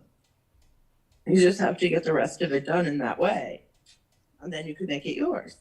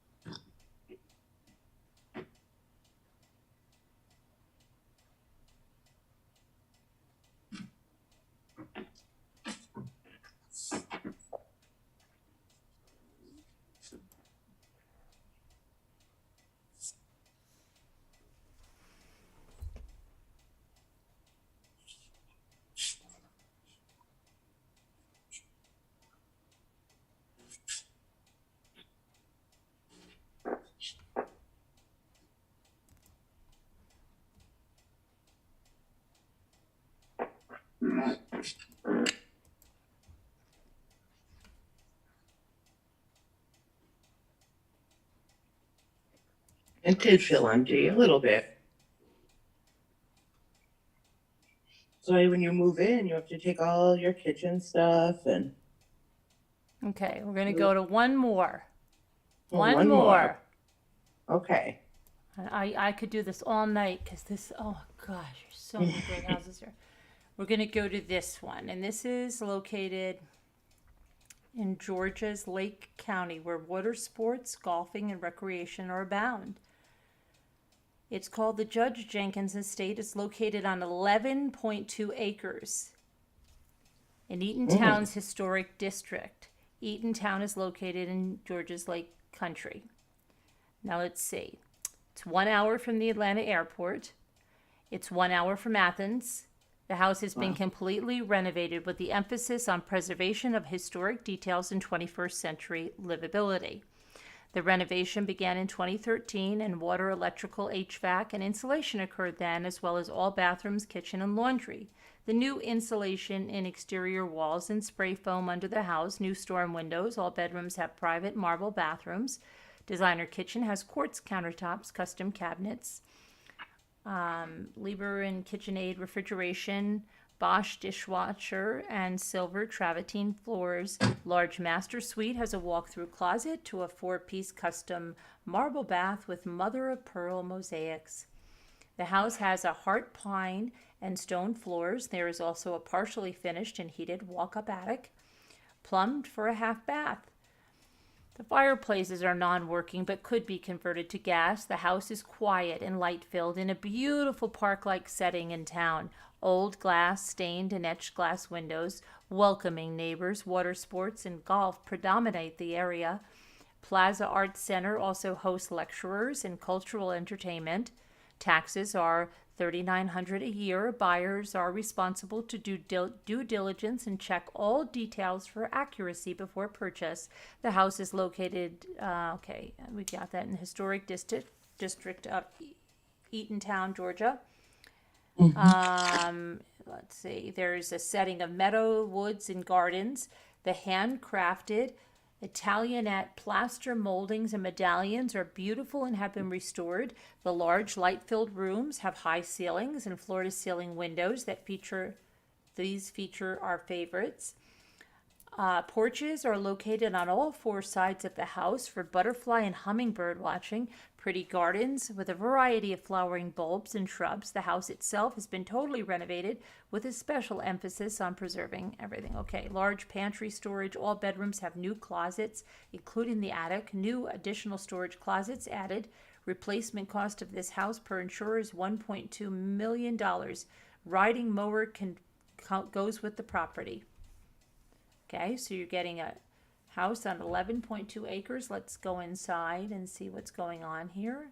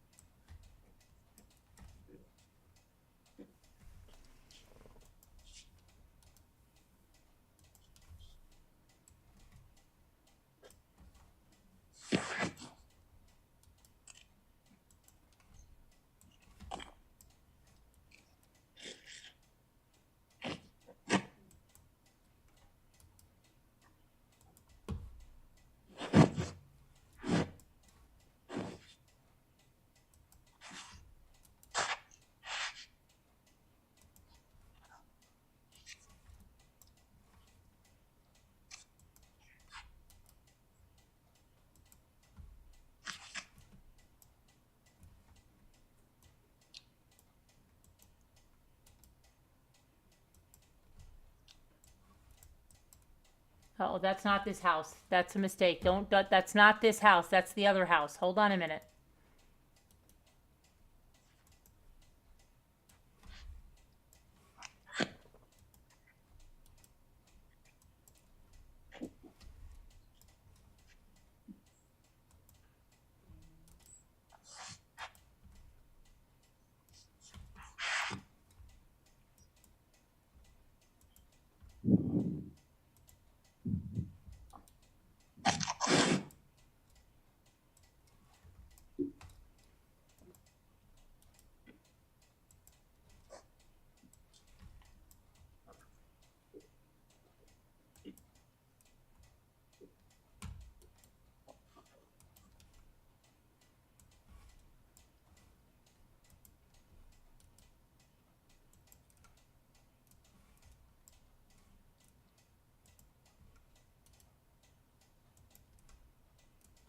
Hmm.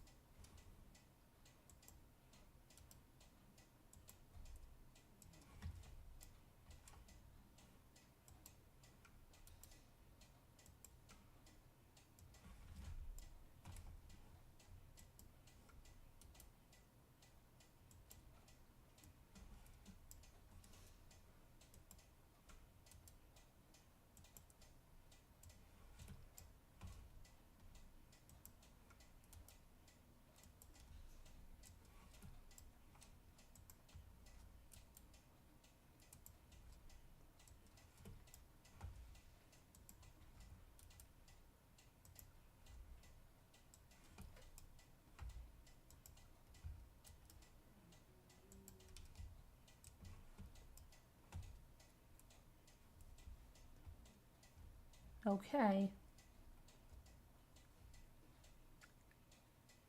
11.2 acres, built in 1830. Put in your bids.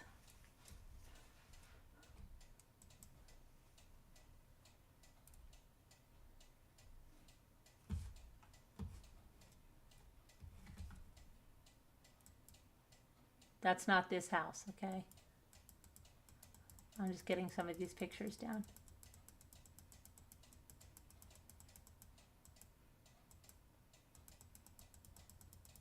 That's not this house.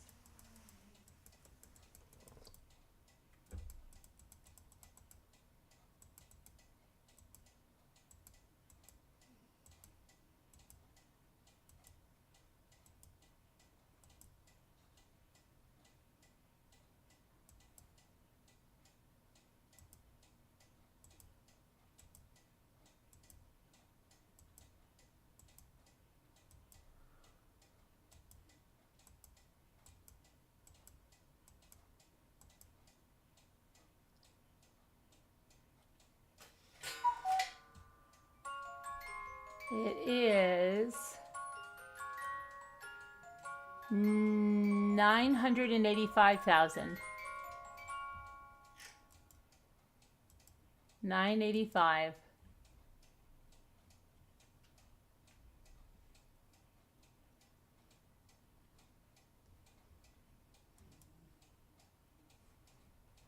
And that's it. And we're going to start a new Zoom. It's the new Zoom review coming straight for you.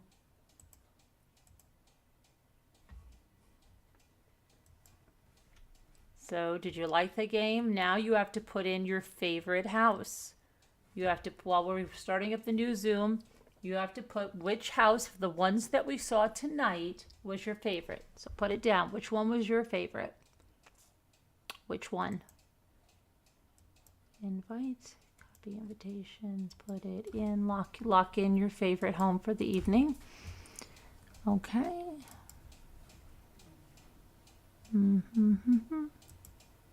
Annie Bradley, did I forget to send you the thing last night? I feel terrible if I did. I'm going to make sure I send it to you now. Oh my goodness, Annie Bradley, I think I did, right? Please forgive me.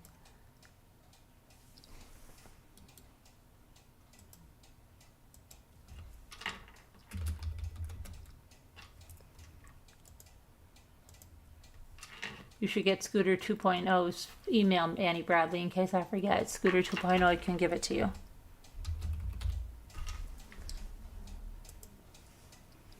Okay, and did I put it in the Scooter 2.0? Oh shoot, I put it in the wrong thing. I'm sorry, guys.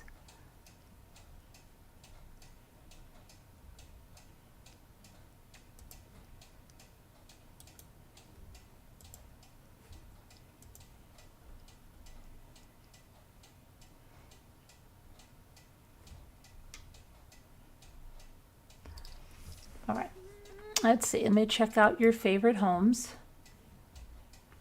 Okay,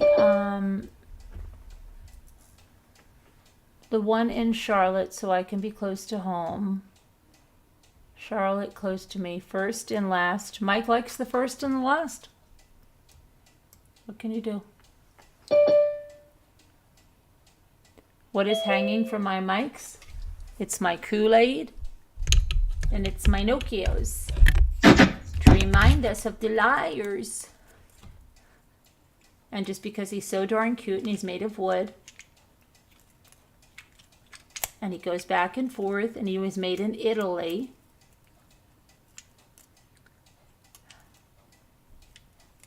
Are you lying, Nokio? Who are you like? I'm like those things. Yeah. All right, sorry, I've got to let the people in.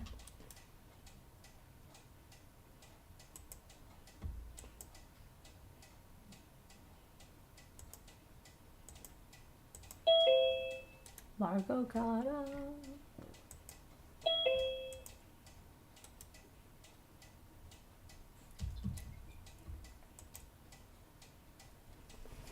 New Zoom review. If I were there, don't say that it would be haunted. What are you talking about?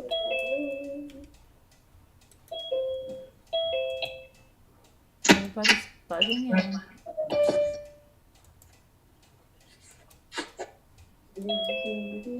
If I were there, don't say that it would be Hartley Wise.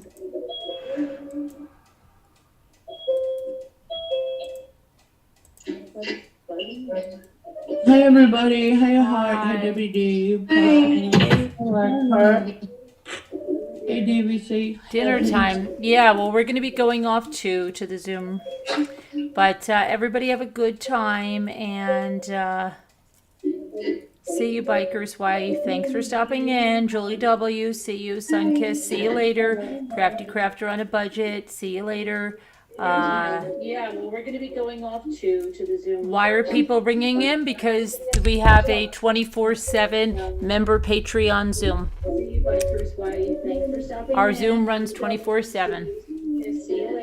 Whenever you're lonely, you've got a friend. Okay, so see you guys later. Oh, Mrs. Mike is here. Your wife's here, Mike.